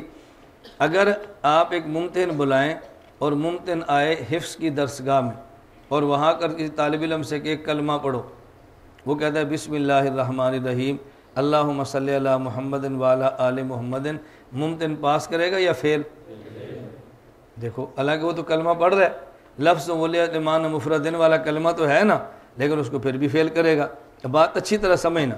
اچھا، اور اگر یہی کوئی ممتحن ہو اور وہ صرف نحو کی کلاس کے اندر آئے اور صرف نحو کی کلاس کے اندر بیٹھا ہو اور باہر کوئی لڑکے کھیل رہے ہو اور بازاری قسم کی ہو، ان میں سے ایک لڑکا اسے کہتا ہے اوے گدھے تجھے شرم نہیں آتی، اوے گدھے، تو ممتحن پوچھتا ہے نحوی لڑکے سے نے کیا کہا؟ اس نے کہا جی کلمہ، تو پاس ہوگا یا فیل؟ پاس ہوگا۔ اب دیکھو، حفظ کی درسگاہ میں کلمہ کے جواب میں بسم اللہ پڑھے تو بھی فیل ہے، اور نحو کی درسگاہ میں کلمے کے جواب میں گدھا گئے تو بھی پاس ہے۔ کیوں؟ اس لیے کہ نحو کے فن میں کلمے کا معنی اور ہوتا ہے اور حفظ کی درسگاہ میں کلمے کا معنی اور ہوتا ہے، تو فن کے بدلنے سے لفظ کا معنی بدل جاتا ہے۔ یہ بات سمجھ آئے تو آپ کو اپنے اکابر کی عبارات کے سارے سوالات کا جواب مل جائے گا۔ جتنے غیر مقلدین اعتراض کرتے ہیں نا ہمارے اکابر کی کتب پہ، ان سب کا یہ جواب ایک ہی لفظ ہے، بس ایک بندے کو سمجھانا آ جائے۔ حاجی امداد اللہ مہاجر مکی رحمۃ اللہ علیہ نے اللہ سے دعا مانگی ہے اور اس میں لکھا ہے علی مشکل کشا کے واسطے۔ اب دیکھو، علی کو مشکل کشا کہنا تو شرک ہے، اور اس میں کیا ہوتا ہے؟ ہمارا وہ طبقہ جو غیر مقلدیت سے متاثر ہے اور مماتیت زدہ ہے، وہ بھی ادھر دوڑنا شروع کر دیتے ہیں کہ دیکھو جی مشکل کشا حاجی امداد اللہ مہاجر مکی نے کہہ دیا، یہ کیسے مباحد ہے؟ اس کا معنی یہ ہے حضرت مولانا گنگوہی، حضرت حکیم الامت تھانوی، حضرت مولانا قاسم نانوتوی رحمۃ اللہ علیہم، کیا یہ چھوٹے درجے کے لوگ تھے جو حضرت کو سمجھ نہیں سکے؟ آپ کو مشرک نظر آیا ہے اور ان نے پیر مشرک ملا، موحد ان کو پیر نہیں ملا تھا۔ اب بات بڑی صاف ہے کہ مشکل کشا کے دو فنوں میں معنی الگ الگ ہیں۔ اگر مشکل کشا کا معنی عقائد کے باب میں جائیں تو معنی الگ ہوگا، اور اگر مشکل کشا کا معنی فن تصوف میں جائیں تو معنی الگ ہوگا۔ اب عقائد میں مشکل کشا کا معنی ہے ما فوق الاسباب جو حاجت روائی کرے، اور تصوف مشکل کشا کا معنی کیا ہے کہ جو بندے کو گمراہی سے ہدایت کی طرف لے آئے اور اس کو ناپاکی سے پاکی کی طرف لے آئے، اس بندے کا تزکیہ باطن کرے۔ یہ بڑا مشکل کام تھا لیکن شیخ نے کر دیا ہے۔ اب صوفی کہتا ہے یہ میرا مشکل کشا ہے، کیا مطلب؟ مجھے اس نے مشکل سے نکال دیا ہے۔ آپ کہتے ہیں نا استاد جی میں اتنا پھنسا ہوا تھا، اللہ آپ کو جزائے خیر عطا فرمائے، آپ کے ایک جملے نے مجھے مشکل سے نکال دیا، کہتے ہیں کہ نہیں؟ اب کیا معنی کہ یہ مشرک ہو گیا، اس نے اللہ کو خدا، استاد کو خدا کے مقابلے میں کھڑا کر دیا۔ مشکل کشا ایک لفظ ہے جس کا عقیدے کے اندر معنی الگ ہے اور تصوف کے اندر معنی الگ ہے۔ اب دیکھو کوئی اشکال ہی باقی نہیں رہتا۔ اس لیے میں کہہ رہا تھا کہ لغوی معنی اور اصطلاحی معنی کیا ہے، یہ سمجھا کریں۔ یہ لفظ کا لغوی معنی اور یہ لفظ کا اصطلاحی معنی ہے۔ ایک ہے تقلید کا لغوی معنی اور ایک ہے تقلید کا اصطلاحی معنی۔ لغوی معنی تقلید کا آپ نے کئی بار پڑھا ہوگا کہ کشاف اصطلاحات الفنون کے اندر ہے، التقلید لغتاً جعل القلادۃ فی العنق، گردن کے اندر قلادے کو ڈالنا، اس کا نام ہے تقلید۔ گردن کے اندر قلادے کو ڈالنا اس کا نام ہے، میں قلادے کا ترجمہ نہیں کر رہا، چونکہ قلادے کے اپنے دو ترجمے ہیں نا، اس لیے ہم ایک ترجمہ مخصوص متعین کر نہیں سکتے۔ قلادے کے کتنے ترجمے ہیں؟ دو ہیں، اس لیے ہم ایک ترجمہ نہیں کر رہے۔ گردن میں قلادے کو ڈالنا اس کا نام ہے تقلید، یہ اس کا لغوی معنی ہے۔ اب قلادہ کا معنی ہار بھی ہے اور قلادہ کا معنی پٹا بھی ہے، دونوں معنی آئے ہیں۔ اگر قلادہ کا معنی پٹا ہو تو یہ بھی روایات کے اندر موجود ہے۔ صحیح بخاری جلد اول صفحہ 230، باب من قلد القلائد بیدہ، ام المومنین امی عائشہ رضی اللہ تعالیٰ عنہ فرماتی ہیں، انا فتلت قلائد ہدی رسول اللہ صلی اللہ علیہ وسلم بیدیہ ثم قلدہا رسول اللہ صلی اللہ علیہ وسلم بیدیہ۔ نبی پاک صلی اللہ علیہ وسلم کا جو قربانی کا جانور تھا اس کے لیے پٹا میں اپنے ہاتھ سے بنایا کرتی تھی اور رسول اللہ علیہ وسلم اپنے ہاتھ سے جانور کے گلے میں ڈال دیتے۔ اب یہاں قلادے کا معنی کیا ہے؟ قلادے کا معنی پٹا ہے۔ اور اسی صحیح بخاری جلد دوم صفحہ 874، باب استعارت القلائد، باب استعارہ، یہ میں سمجھتا ہوں کہ حمزہ وصلی ہے جس میں درمیانے کلام میں گر جانا ہے، یہ میں دفعہ دخل مقدر کر رہا ہوں۔ آپ میں سے کوئی نحو کا ذوق رکھنے والا یہ بعد میں غیبت کا شکار نہ ہو، یہ کیسا استاد ہے اس کو یہ بھی نہیں پتہ حمزہ وصلی درمیانے کلام میں گر جاتا ہے۔ یہ بسا اوقات نا پورا لفظ سمجھانے کے لیے ذکر کر دیتے ہیں، باب استعارت القلائد، بات سمجھ آ رہی ہے تو سمجھانے کے لیے ذکر کریں تو آپ یہ نہ سمجھیں کہ ان کو نحو نہیں آتی اس لیے درمیان میں حمزہ وصلی دیکھو پڑھ دیا ہے۔ اللہ میں بات سمجھنے کی توفیق عطا فرمائے۔ اور میں جملے اس لیے کہہ دیتا ہوں کہ آپ میں سے کوئی بندہ غیبت کر کے فجر کی تلاوت ہمارے کھاتے میں ڈال کے ہمارے گناہ اپنے کھاتے میں نہ ڈال دے۔ ہم چاہتے ہیں جو آپ نے تلاوت کیا وہ آپ کے پاس ہی رہے، اپنے صادق ویسے سال ثواب کرے تو فرق نہیں پڑتا، کہ سال ثواب کرنے سے اپنے پاس بھی رہتی ہے اور دوسروں کو بھی مل جاتی ہے، اور غیبت کرنے سے اپنے پاس نہیں رہتی اور دوسروں کو مل جاتی ہے۔ تو غیبت کر کے دینا ٹھیک ہے، سال ثواب کر کے دینا ٹھیک ہے؟ آپ کا کبھی ذوق ہو ہمیں ثواب دینے کا تو سال ثواب کر دیا کرے، غیبت نہ کیا کرے، اس سے آپ کا نقصان ہوگا، ہمارا کوئی نقصان نہیں ہونا۔ ہمارا کیا بگڑنا ہے؟ پوری دنیا غیبت کر رہی ہے، 2-4 کا اضافہ ہوگا تو کیا فرق پڑتا ہے؟ میں نے پہلے آپ سے کہا دائی اور مبلغ کا دل بہت بڑا ہونا چاہیے، بس جب تک دائی اور مبلغ کا دل بڑا نہ ہو وہ دین کا کام کر نہیں سکتا۔ ام المومنین امی عائشہ رضی اللہ تعالیٰ عنہ رسول اللہ صلی اللہ علیہ وسلم کے ساتھ جب غزوہ میں گئی ہیں تو ان کے پاس ایک ہار تھا جو ان کی بہن حضرت اسماء رضی اللہ تعالیٰ عنہ کا تھا، اور ادھار مانگ کے ان سے لیا تھا۔ اس سے یہ بھی پتہ چلا کبھی کوئی عورت کپڑا یا زیور کسی سہیلی سے ادھار مانگ کے پہن لے تو اس کے اوپر آپ کو ناک نہیں چڑھانا چاہیے۔ تجھے شرم نہیں آتی؟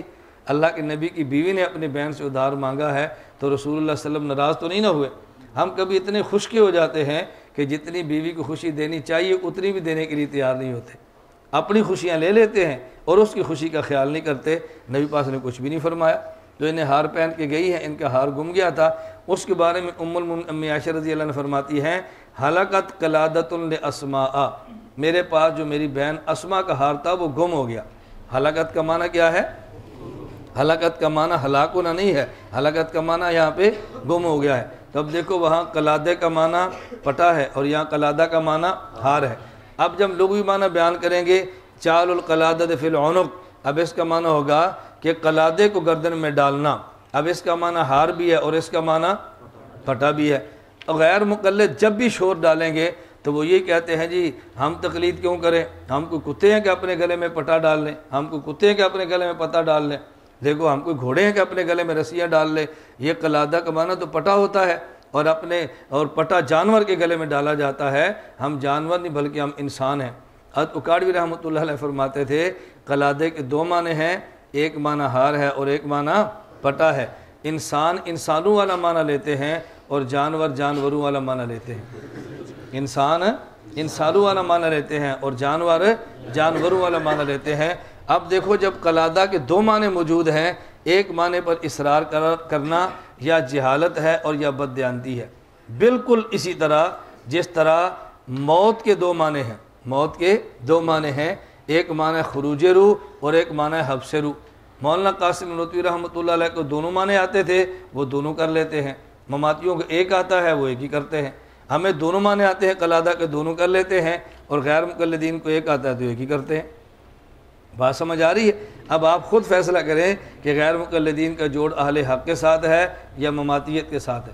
آپ اس پہ بالکل پریشان نہ ہوں، ہم نے پورے بیان میں اہل باطل کے خلاف علمی رگڑا لگاتے رہنا ہے۔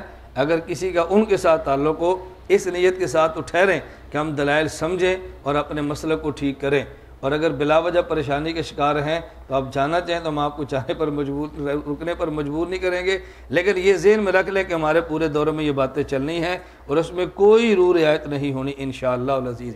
ہم ذاتیات پہ بک بک نہیں کرتے، شخصیات پر بات نہیں کرتے، ذاتیات پہ کیچڑ نہیں اچھالتے، لیکن مسئلے نے پورے 12 دن چلنا ہے انشاءاللہ۔ ہمیں جہاں بھی موقع ملا ہم نے مسئلے کو کھولنا ہے۔ بات سمجھ آ گئی ہے؟ تو یہ جو میں نے مثال دی ہے اس کو ذہن میں رکھ لیں، تفصیل میں انشاءاللہ جب حیات النبی صلی اللہ علیہ وسلم کا عنوان شروع ہوگا تو وہاں پیش کروں گا۔ موت کا معنی نبی پاک صلی اللہ علیہ وسلم نے قبض فرمایا ہے۔ ان اللہ قبض ارواحکم وردہا الیکم حین شاء، اللہ تعالیٰ تمہاری روح کو قبض فرما لیتے ہیں اور جب چاہتے ہیں روح کو لٹا دیتے ہیں۔ اب قبض کے کتنے معنی ہیں؟ مولانا قاسم نانوتوی رحمۃ اللہ فرماتے ہیں قبض کے 2 معنی ہیں۔ ایک ہوتا ہے قبض کا معنی خروج، اور ایک ہوتا ہے قبض کا معنی حبس۔ ایک معنی ہے خروج اور ایک معنی ہے حبس۔ دیکھو مثلا یہ میرے پاس موبائل موجود ہے، یہ موبائل میرے ہاتھ میں ہے، نظر آ رہا ہے؟ دیکھیں نا موبائل میرے ہاتھ میں ہے۔ اب میں کہوں گا بسطت یدی، کیا کہوں گا؟ میں کہتا ہوں بسطت یدی، میں نے ہاتھ کو پھیلا دیا ہے، اور اگر میں ہاتھ سمیٹ لوں تو کیا کہوں گا؟ قبضت یدی، میں نے ہاتھ کو سمیٹ لیا ہے۔ پتہ چلا اب قبض بمقابلہ بسطن کے ہے، قبض بمقابلہ بل ارض جمیعا قبضتہ۔ اب یہ قبضتہ کا معنی سمیٹنا ہے یا پھیلانا ہے؟ سمیٹنا ہے۔ اچھا آپ نے دیکھا یہ جو تلوار وغیرہ کی مٹھی ہوتی ہے اسے کیا کہتے ہیں؟ قبضہ۔ تو قبضے کا معنی پھیلانا ہے یا سمیٹنا ہے؟ معلوم ہو کہ قبض کا معنی کیا ہوتا ہے؟ اب یہ قبض بسط کے مقابلے میں ہے۔ اور کبھی قبض کا معنی ہوتا ہے خروج۔ کیا معنی ہوتا ہے؟ خروج۔ دیکھیں جیسے ان کے پاس رومال موجود ہے تو میں نے ان سے رومال لے لیا۔ اب آپ کہیں گے بھئی یہ رومال پیسے مولانا عطا معاویہ کے پاس تھا، اب یہ رومال مولانا الیاس کے پاس ہے۔ پہلے ان کے پاس تھا نا، اب کس کے پاس ہے؟ میرے پاس۔ تو ان کے قبضے سے نکل کے بعد میرے قبضے کے اندر آ گیا۔ اب کہتے ہیں یہ میرا، اس پر میرا قبضہ ہے۔ کیا معنی؟ یہ رومال ان کے پاس نہیں بلکہ رومال میرے پاس ہے۔ تو جب پہلے میں نے کہا تھا نا بسطت یدی، اب یہ قبضت یدی اور بسطت یدی، بسطن کا معنی پھیل جانا ہے اور قبض کا معنی سمٹ جانا ہے، سمیٹ دینا ہے۔ اور یہ پہلے ان کے پاس تھا میرے پاس ہے، تو پہلے ان کے قبضے میں تھا اب میرے قبضے میں۔ تو جب ایک ایک قبضے سے نکل کر دوسرے قبضے میں چیز چلی جائے تو اسے کہتے ہیں خروج ہو گیا ہے۔ اسے کیا کہتے ہیں؟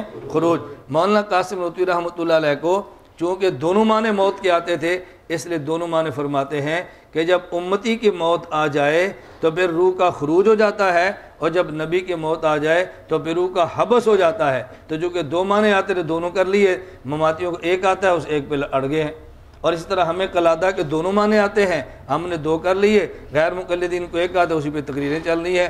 غیر مقلد کی جتنی بھی تقریریں سنیں گے کبھی بھول کر بھی وہ بات کہنے کے لیے تیار نہیں ہوتا کہ قلادہ کا ایک معنی ہار بھی ہے۔ آپ مماتیوں کی جتنی تقریریں سنیں گے وہ کبھی بھول کر بھی یہ نہیں کہتے کہ قبض ان کا معنی حبس بھی ہے، کبھی نہیں کہتے۔ اور آپ اندازہ فرمائیں، یقین کریں دیانت کی مت ماری گئی ہے۔ میں نے ایک مولانا صاحب کا بیان سنا، میرے خلاف 5 گھنٹے کا جلسہ تھا۔ میں اتنا خوش ہوتا ہوں جب یہ میرے خلاف جلسے کرتے ہیں، میں کہتا ہوں کوئی تو سردردی شروع ہوئی ہے نا۔ بات سمجھ آئیے؟ ہمارے اکابر کی جان چھوٹ گئی ہے، اب میں آپ کے سامنے موجود ہوں۔ ہمیں آپ جتنی گالیاں دیں ہم اللہ کا شکر ادا کرتے ہیں کہ ہمارا وجود ہمارے اکابر کو گالیوں سے بچانے کا ذریعہ بن گیا ہے۔ پہلے تنقید ان پہ ہوتی تھی، اب تنقید ہمارے اوپر ہوتی ہے۔ یہ اللہ کا احسان اور اللہ کا کرم ہے یا نہیں؟ اللہ کا کرم ہے، اور میں اس کو اللہ کا بہت بڑا احسان سمجھتا ہوں کہ مجھے بک بک کرتے ہیں اور میرے اکابر کو انہیں بکنا چھوڑ دیا ہے۔ 5 گھنٹے کا جلسہ میرے خلاف ہے، اور مجھے اتنا تعجب ہوا، اس مولوی صاحب فرما رہے ہیں انہوں یہ بھی نہیں پتا حبس آندھے کن دن، یہ سمجھتا ہے حبس دا معنی ہے گرمی والی حبس۔ اب یہ میرے اوپر اعتراض ہو رہا ہے، بات سمجھ آ رہی؟ میرے اوپر اعتراض ہو رہا ہے، کہتے ہیں اتنا جاہل ہے اس کو یہ بھی نہیں پتا حبس کسے کہتے ہیں، یہ سمجھتے ہیں حبس کا معنی گرمی والی حبس۔ میں ساتھیوں سے کہتا ہوں آدمی اعتراض کرے فرق نہیں ہے، لیکن ایسا اعتراض کرے جو بنتا تو ہو نا۔ ایک غیر مقلد نے میرے تقریر کی، مجھے بہت تعجب ہوا، کہتا ہے ایک بخاری کا صفحہ بھی نہیں پڑھ سکتا، اتنا یہ جاہل ہے۔ میں نے کہا یار اچھا چلو یہ بھی آپ درگزر کر لیں گے۔ ایک غیر مقلد نے تقریر کی، اس نے کہا یہ بخاری چھوڑیں، یہ قرآن کا حافظ بھی نہیں ہے، میں قسم اٹھا کر کہہ سکتا ہوں یہ قرآن کا حافظ نہیں ہے۔ مجھے خود ایک لڑکے نے کہا، میں نے فون کر کے کہا کہ وہ تو کہتا ہے میں نے مصلح سنائے ہیں، کہتا ہے مصلح سناتا ہے پر حافظ نہیں ہے۔ اب بتائیں، یعنی دیانت کی بد دیانتی کی بھی انتہا ہوتی ہے نا۔ آپ یقین فرمائیں حضرت اکاڑوی رحمۃ اللہ علیہ کا حضرت جامعہ اسلامیہ امدادیہ تشریف لائے، میں وہاں پڑھتا تھا، حضرت کے بیان سنے ایسے لطیفے سناتے، اللہ گواہ ہے مجھے حضرت کی بات پہ یقین نہیں آتا تھا، خدا گواہ ہے۔ اور میرے دل میں ایک عجیب سی بات نفرت کے انداز میں چلتی، میرا ذہن یہ ہوتا تھا کہ نہیں یار حضرت ایسی باتیں بنا کے پیش کرتا ہے، تقریر کو سجانے کے ایسے ہو نہیں سکتا، میں یہ سمجھتا تھا۔ جب ان سے واسطہ پڑا ہے تو میں کہہ نہیں حضرت بہت کم بتاتے تو اس سے بھی آگے۔ اللہ گواہ ہے میں کہہ رہا ہوں مجھے بہت تعجب ہوتا تھا حضرت اکاڑوی کی باتیں سن کے، میں کہہ رہا ایسے ہو ہی نہیں سکتا، ایسے جھوٹ بندہ کیسے بول سکتا ہے۔ لیکن جب واسطہ پڑا ہے اب پتہ چلا ہے کہ ان مسالک اور مذاہب کی بنیاد ان نے جھوٹ پہ رکھی ہے۔ ہم سمجھتے ہیں کہ جھوٹ گناہ ہے، وہ سمجھتے ہیں کہ مسلک کو پھیلانے کے لیے جھوٹ باعث اجر و ثواب ہے۔ تو جب ثواب سمجھیں گے پھر تو جتنا بڑا جھوٹ ہوگا اتنی بڑی شاباش ہوگی نا۔ اللہ ہمیں بات سمجھنے کی توفیق دے۔ تو قلادہ کے کتنے معنی ہیں؟ ایک معنی ہار اور ایک معنی پٹا۔ تو غیر مقلد ہمیشہ پٹے پر زور دیتے ہیں، ہم زور پٹے پر نہیں دیتے، ہم کہتے ہیں معنی پٹا بھی ہے اور معنی ہار بھی ہے۔ اس میں نے رئیس المناظرین حجت اللہ فی الارض مولانا اکاڑوی رحمۃ اللہ علیہ کی بات آپ کی خدمت میں پیش کی ہے۔ حضرت فرماتے تھے انسان انسانوں والا معنی لیتا ہے اور جانور جانوروں والا معنی لیتا ہے۔ اگلی بات میں عرض کرتا ہوں، اگلی بات میں نے حضرت رحمۃ اللہ علیہ سے تو نہیں سنی نہ پڑھی ہے، اگلی بات میں عرض کرتا ہوں، حضرت جتنے بڑے تھے ہم اتنے ہی چھوٹے ہیں، لیکن چھوٹے اپنے بڑوں کی باتوں پر حاشیہ تو چڑھا لیتے ہیں نا۔ ہم نے کہا ہم مان لیتے ہیں کہ قلادہ کا معنی پٹا ہے، تم اس پہ زور دے لو، لیکن یہ دیکھ لو کہ یہ تقلید باب تفعیل ہے جو متعدی ہے، تقلید باب تفعیل ہے جو متعدی ہے۔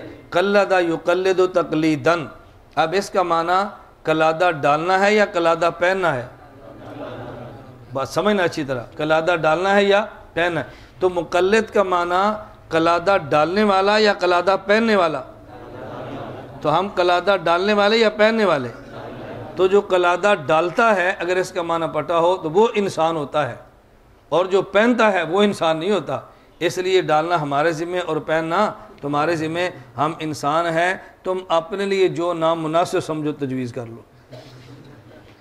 بات سمجھتے؟ ہم نہیں کہتے، وہ تو کہتے نہیں ہم کو کتے ہیں ہم پٹا ڈالیں، ہم کو گدھے ہیں کہ ہم پٹا ڈالیں۔ میں نے کہتے نہیں آپ نے نہیں ڈالنا، ڈالنا تو ہم نے ہے نا، ڈالنے والا انسان ہوتا ہے۔ آپ پسند فرمائیں کہ آپ کون سا نام پسند، آپ فرمائیں کہ کون سا نام پسند فرمائیں گے، ڈالنا ہمارے ذمہ ہے اور قلادہ ڈلوانا تمہارے ذمہ ہے۔ تو مقلد کا معنی قلادہ ڈالنے والا یا قلادہ پہننے والا؟ ڈالنے والا۔ اس لیے ہمیں کوئی ٹینشن نہیں ہے، اگر قلادے کا معنی پٹا ہو تو آپ تب بھی پریشان نہ ہوا کرو، آپ کہا کرو بھی ہم نے قلادہ ڈالنا ہے اور ہم نے آپ کے گلے میں ڈالنا ہے، اس لیے تم بتاؤ کہ تم کیا بننا پسند فرماؤ گے۔ اگر وہ نہ بتائیں کیا بننا پسند فرمائیں گے تو آپ خود انہیں کہہ دیا کرو کہ ہم نے جتنے جانور دیکھے ہیں ان میں ایک جانور ایسا ہے جو بالکل تمہارے مطابق ہے، تو بہتر ہے وہی نام لے لے تو مناسب ہوگا۔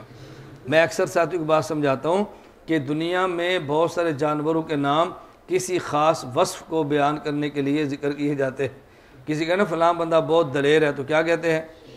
شیر ہے۔ کیا کہتے ہیں؟ شیر ہے۔ اور اگر یہ کہنا ہو کہ بہت چلاک ہے تو کیا کہتے ہیں؟ لومڑی ہے۔ اور اگر بتانا ہو بہت ڈرپوک ہے تو کیا کہتے ہیں؟ گیدڑ ہے۔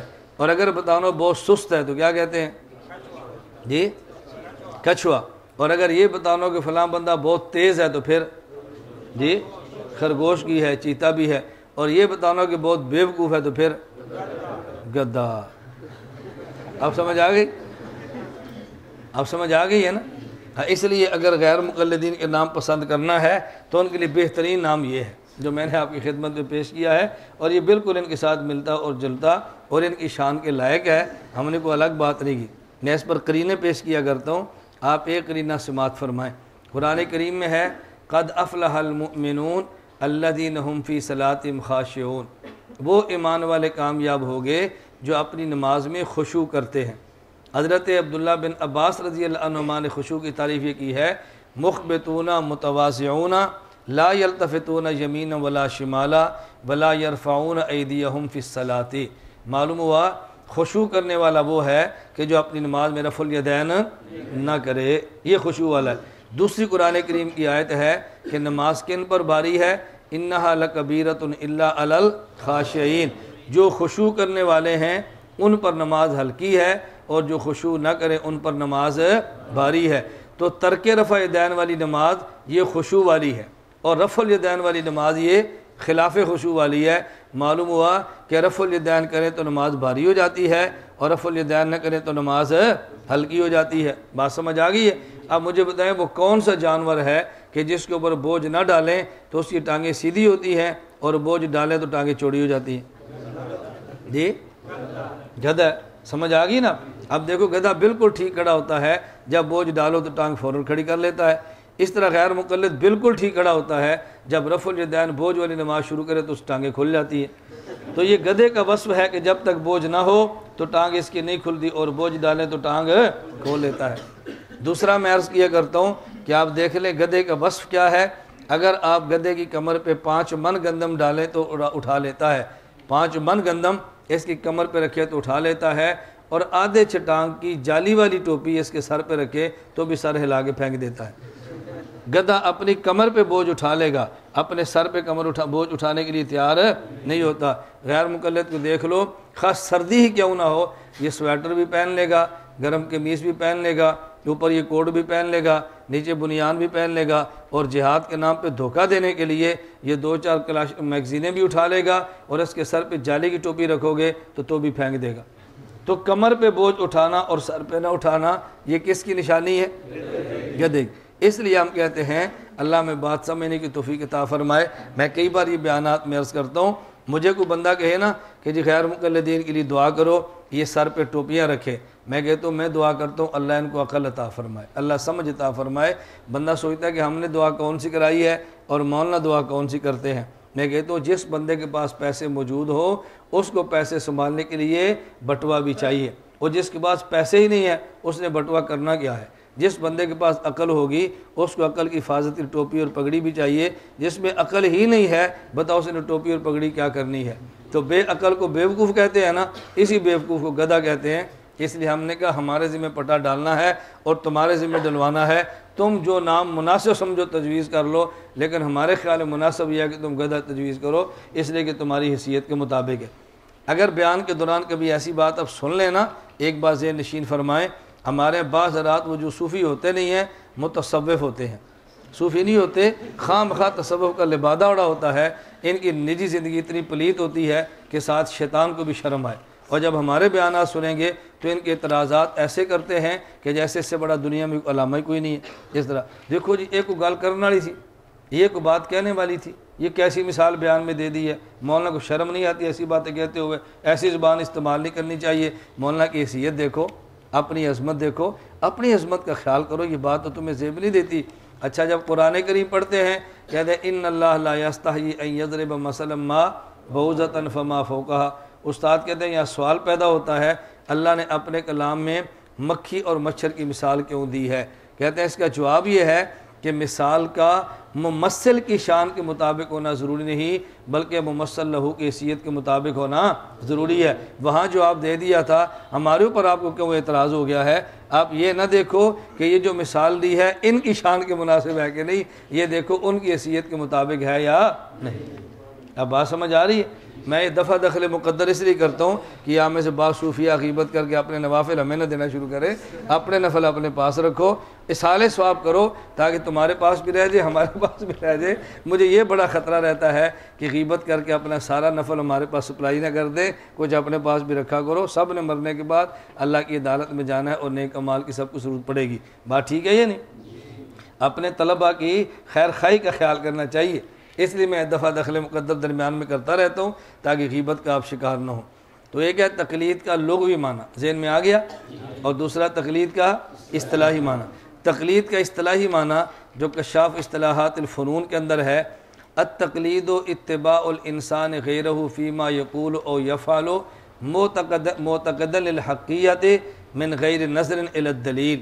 یہ بات اچھی طرح سمجھنا، یہ اچھی طرح بات سمجھنا۔ ان نے تعریف کیا کی ہے؟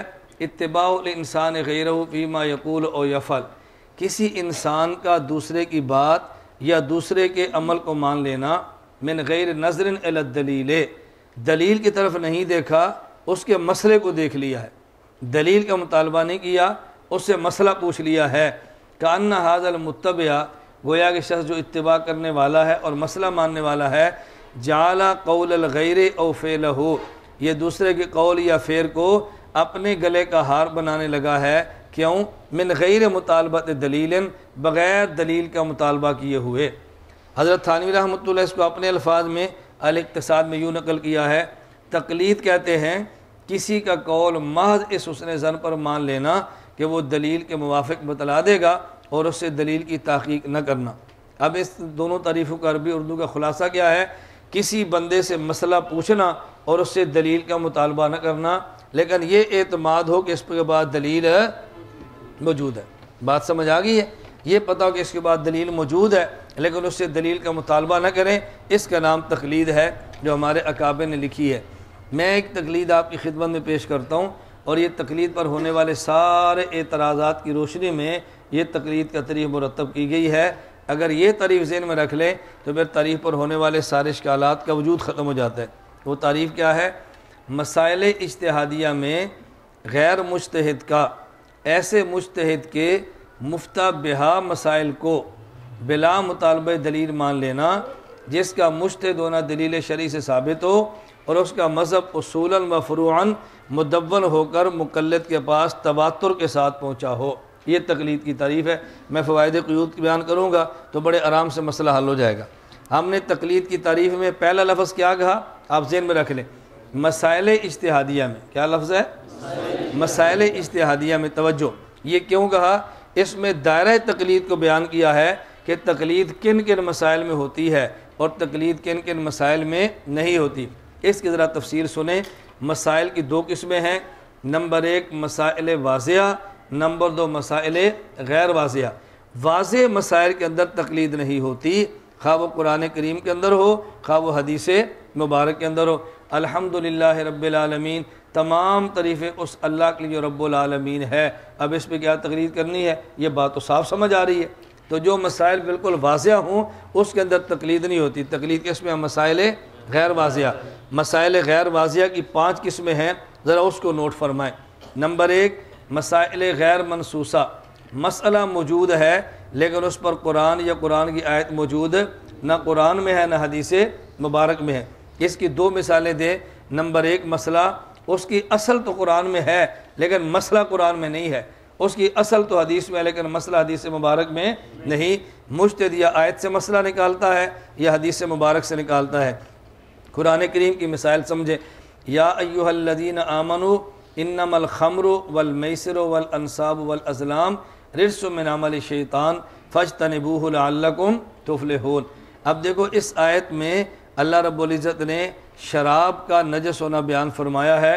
جب نجس ہونا بیان فرمایا تو حرام ہونا خود بخود سمجھ میں آ گیا۔ بات سمجھ آ گئی ہے؟ چونکہ حرام اور نجس میں عام خاص مطلق کی نسبت ہے۔ جو نجس ہوگا وہ حرام ضرور ہوگا لیکن جو حرام اس کا نجس ہونا ضروری نہیں۔ ایک آدمی بینک سے جاتا ہے اور سود کا روپیہ لیتا ہے، بالکل حرام ہے لیکن وہ سود کا روپیہ ناپاک تو نہیں ہے نا۔ ایک آدمی نے کسی قلم چوری کیا ہے اور اپنے کپڑے کے ساتھ لگا لیا ہے تو کپڑا ناپاک ہو جائے گا۔ یہ چوری کا اگر قلم ہو وہ حرام تو ہے لیکن اس چوری کا قلم ناپاک نہیں۔ کتنی ایسی چیزیں ہیں جو حرام ہیں لیکن وہ ناپاک نہیں ہوتی، لیکن جو چیز ناپاک ہوگی اس کا حرام ہونا ضروری ہے۔ اللہ نے یہاں پر اس کو نجس فرمایا ہے، اس کو حرام نہیں فرمایا۔ اگر حرام کہتے تو شراب کا نجس ہونا سمجھ نہیں آنا تھا، لیکن جب شراب کو نجس کہا تو نجاست بھی سمجھ آ گئی اور شراب کی حرمت بھی سمجھ آ گئی۔ دنیا میں جب بھی کوئی چیز حرام ہوتی ہے نا تو حرمت کی 3 وجہ میں سے ایک وجہ ہوتی ہے، یا حرام ہوتی ہے اس وجہ سے کہ وہ ناپاک ہے، جیسے شراب ہے، پیشاب ہے، پخانہ ہے، ناپاک ہے۔ نمبر 2، کبھی حرام ہوتی ہے اس وجہ سے کہ اس سے بندے کو تکلیف ہوتی ہے، جیسے مٹی کا کھانا حرام ہے، کیوں؟ اس وجہ سے کہ مٹی کھانے سے نقصان ہوتا ہے، زہر کھانے سے نقصان ہوتا ہے۔ اور کبھی چیز حرام ہوتی ہے اس کی تکریم اور شرافت کی وجہ سے، جیسے آدمی کا گوشت حرام ہے، کوئی آدمی یہاں سے کاٹے اور کھائے، یہ کیوں حرام ہے؟ آدمی کی تکریم اور آدمی کی حرمت کے احترام کی وجہ سے۔ تو حرمت کی 3 وجہ ہیں، کبھی نجاست اور کبھی نقصان ضرر اور کبھی تکریم۔ تو اللہ پاک نے یہاں پر حرام کی لفظ کی بجائے لفظ نجس استعمال کیا ہے تاکہ حرمت بھی سمجھ آ جائے۔ اب یہاں سے شراب کی حرمت تو سمجھ آئی ہے، لیکن بھنگ کی حرمت سمجھ میں نہیں، بھنگ کا ذکر نہیں کیا لیکن بھنگ کی حرمت سمجھ آ رہی ہے۔ کیوں؟ اللہ نے یہاں شراب کو لفظ خمر فرمایا، اور خمر کہتے ہیں مخامرہ، عقل کو ڈھانپ لینا۔ معلوم ہوتا ہے ہر ایسی چیز جس کے استعمال کرنے سے عقل کے اوپر پردہ پڑ جائے اور آدمی وہ کام کرے جو بے عقل کرتے ہیں، یہ حرام ہوتی ہے۔ تو جو کام شراب کرتا ہے اگر وہی کام بھنگ کرتی ہے، ہم کہیں گے بھنگ حرام ہے۔ کیوں؟ اس پر دلیل قرآن کریم کی آیت ہے۔ اب بھنگ کا تذکرہ نص میں نہیں ہے، لیکن بھنگ کی اصل علت نص کے اندر موجود تھی، جو مجتہد نے علت بھی نکالی ہے اور علت کے بعد مسئلہ بھی نکال لیا ہے۔ حدیث مبارک میں یہ آپ نے کئی بار حدیث سنی ہے، صحیح بخاری کتاب الطب باب اذا وقع الذباب فی الاناء، امام بخاری رحمۃ اللہ علیہ نے حدیث نقل کی ہے۔ حضرت ابو ہریرہ رضی اللہ عنہ فرماتے ہیں اذا وقع الذباب فی اناء احدکم، اگر تم میں سے کسی کے برتن میں، یعنی اس برتن میں جس میں کھانا یا پانی موجود ہو، اس میں اگر مکھی گر جائے فلیغمسو، اس مکھی کو ڈبو دے، اور کلہ پوری مکھی کو ڈبوئے۔ کیوں؟ ثم لیطرحہ، پھر اس کو باہر نکال دے، پہلے مکھی ڈبوئے اور پھر نکالے۔ ڈبونے کی وجہ اللہ کے نبی صلی اللہ علیہ وسلم بتا دی ہے فإن فی احد جناحیہ شفاء وفی الآخر داء، مکھی کے ایک پر میں شفا ہوتی ہے اور ایک پر میں بیماری ہوتی ہے۔ جب مکھی گری ہے ہو سکتا ہے اس کا بیماری والا پر گرا ہو، جب آپ نے مکھی کو ڈبو دیا تو ساتھ شفا والا پر بھی گر گیا۔ آج کی زبان میں کہتے ہیں بیلنس برابر ہو گیا، جیسے کھانا پہلے تھا ایسے کھانا اب ہے۔ اگر پہلے اس کے اندر بیماری تھی تو مکھی کی وجہ سے شفا نہیں ہے، اور اگر پہلے شفا تھی تو مکھی کی وجہ سے بیماری نہیں آئی، رسول اللہ صلی اللہ علیہ وسلم بتا دیا۔ اب یہاں پر 2 مسئلے بیان ہوئے ہیں، نمبر 1 مکھی گرے تو ڈبو دو، نمبر 2 مکھی کو نکال لو اور کھانے کو استعمال کر لو۔ اب مکھی کو نکال کر کھانا استعمال کرنا کیوں جائز ہے؟ اس کی وجہ امام اعظم ابو حنیفہ نعمان بن ثابت رحمۃ اللہ علیہ نے بیان فرمائی کہ مکھی ایک ایسا جانور ہے کہ جس کی رگوں میں گردش کرنے والا خون موجود نہیں، لہذا ہر وہ جانور کہ جس کی رگوں میں گردش کرنے والا خون موجود نہ ہو، جو حکم مکھی کا وہی حکم اس جانور کا ہوگا۔ اب مچھر کو دیکھ لیں، بھیڑ کو دیکھ لیں، اور یا جگنوں کو دیکھ لیں، چونٹی دیکھ لیں، یہ سب کے احکام اس کے اندر آگے۔ اب ہم کہیں گے کہ مکھی اگر پانی یا کھانے میں گر جائے اس کھانے کا استعمال کرنا جائز ہے حدیث مبارک کی وجہ سے، اور اگر مچھر گر جائے تو اس کا استعمال بھی جائز حدیث مبارک کی وجہ سے۔ فرق کیا ہے؟ مکھی والا مسئلہ صراحتاً مذکور ہے اور مچھر والا مسئلہ صراحتاً مذکور نہیں۔ مجتہد نے مسئلے کی علت بھی بتائی ہے اور ساتھ مسئلہ بھی نکال لیا ہے۔ تو مسائل غیر واضح میں پہلی قسم کون سی ہے؟ غیر منصوصہ۔ نمبر 2 مسائل منصوصہ متعارضہ، کیا مطلب؟ مسئلہ نص میں موجود ہے لیکن اس مسئلے پہ 2 نصیں ہیں، دونوں نصوص کا آپس میں تعارض ہے۔ پہلے اس کی مثال قرآن کریم سے سمجھے، سورۃ البقرہ آیت نمبر 234، والذین یتوفون منکم ویذرون ازواجا یتربصن بانفسہن 4 اشہر وعشرہ، خامد فوت ہو جائے عورت کی عدت 4 ماہ 10 دن ہے۔ یہی مسئلہ سورۃ البقرہ 240 نمبر آیت میں وہ اس کے الفاظ کیا ہیں؟ والذین یتوفون منکم ویذرون ازواجا وصیۃ لازواجہم متاعا الی الحول غیر اخراج، اگر خامد فوت ہو جائے عورت کی عدت 1 سال ہے۔ اب دیکھو ایک آیت سے 4 ماہ 10 دن معلوم ہوتی ہے اور ایک آیت سے 1 سال معلوم ہوتی ہے۔ اگر ڈائریکٹ کوئی بندہ قرآن کی بات کرے اور احادیث اور مجتہدین کو چھوڑ دے تو وہ کہے گا قرآن کے اندر تعارض ہے، لہذا میں اس قرآن کو قرآن ہی نہیں مانتا، کیونکہ اللہ قرآن کریم میں فرماتے ہیں وَلَوْ كَانَ مِنْ عِنْدِ غَيْرِ اللَّهِ لَوَجَدُوا فِيهِ اخْتِلَافًا كَثِيرًا، اگر یہ اللہ کا کلام نہ ہو تو اس کے اندر اختلافات ہو، جب اختلاف آگے ہیں تو پتہ چلا اللہ کا قرآن نہیں ہے۔ جسے مولوی کی زبان میں کہتے ہیں لو آتا ہے انتفاع ثانی کے لیے بوجہ انتفاع اول کے۔ یہ تو ذہن میں ہے نا، یہ میں جملے درمیان میں صرف بولتا رہتا ہوں کہ آپ کے ذہن میں ہے کہ ہم نے کتابیں بھی پڑھی ہیں۔ مماتی پروپیگنڈا کرتا ہے اور آپ اس پہ توجہ کر لیتے ہیں، وہ جی خطیب آدمی انہوں نے پتہ ہی نہیں کتابیں کی ہوتی ہیں۔ میں نے کہا سبحان اللہ، پھر آپ کو پریشانی کیا ہے؟ بات سمجھ آ رہی؟ جائز سے تو کوئی پریشان نہیں ہوتا نا، پریشان بھی ہوتے ہیں اور ساتھ تردید بھی فرماتے رہتے ہیں، اور ہمارے بندے ان کی سنتے ہیں اور ہمیں نہیں سنتے، ان کی سننے کی وجہ سے ہمارے خلاف ایک ذہن بنا لیتے ہیں۔ اس لیے میں ایک جملہ کہا کرتا ہوں کسی کو سنے تو نتیجہ اور ہوتا ہے اور کسی کے بارے میں سنے تو نتیجہ اور ہوتا ہے۔ لوگ ہمارے بارے میں سنتے ہیں، ہماری خواہش ہوتی ہے کہ ہمیں بھی سنیں۔ اب بات سمجھ آ گئی ہے، مسئلہ ایک ہے اور قرآن کی نصوص میں آپس میں تعارض آ گیا۔ اب تعارض حل تو ہوگا نا، حل ہونے کی صورت کیا ہے؟ جو ہمارے کتب میں موجود ہے کہ 4 ماہ اور 10 دن والی آیت بعد کی ہے اور 1 سال والی آیت پہلے کی ہے۔ پہلے والی کو منسوخ کہتے ہیں، دوسرے والی کو ناسخ۔ یہ آیت منسوخ الحکم ہے، منسوخ التلاوت نہیں۔ تلاوت اب بھی باقی ہے لیکن حکم اس کا ختم ہو گیا ہے۔ اب دیکھو مسئلہ بالکل، اور اگر یہ تعارض مجتہد دور نہ کرے تو بتاؤ آدمی کو تعارض کا دور ہونا سمجھ کیسے آئے گا؟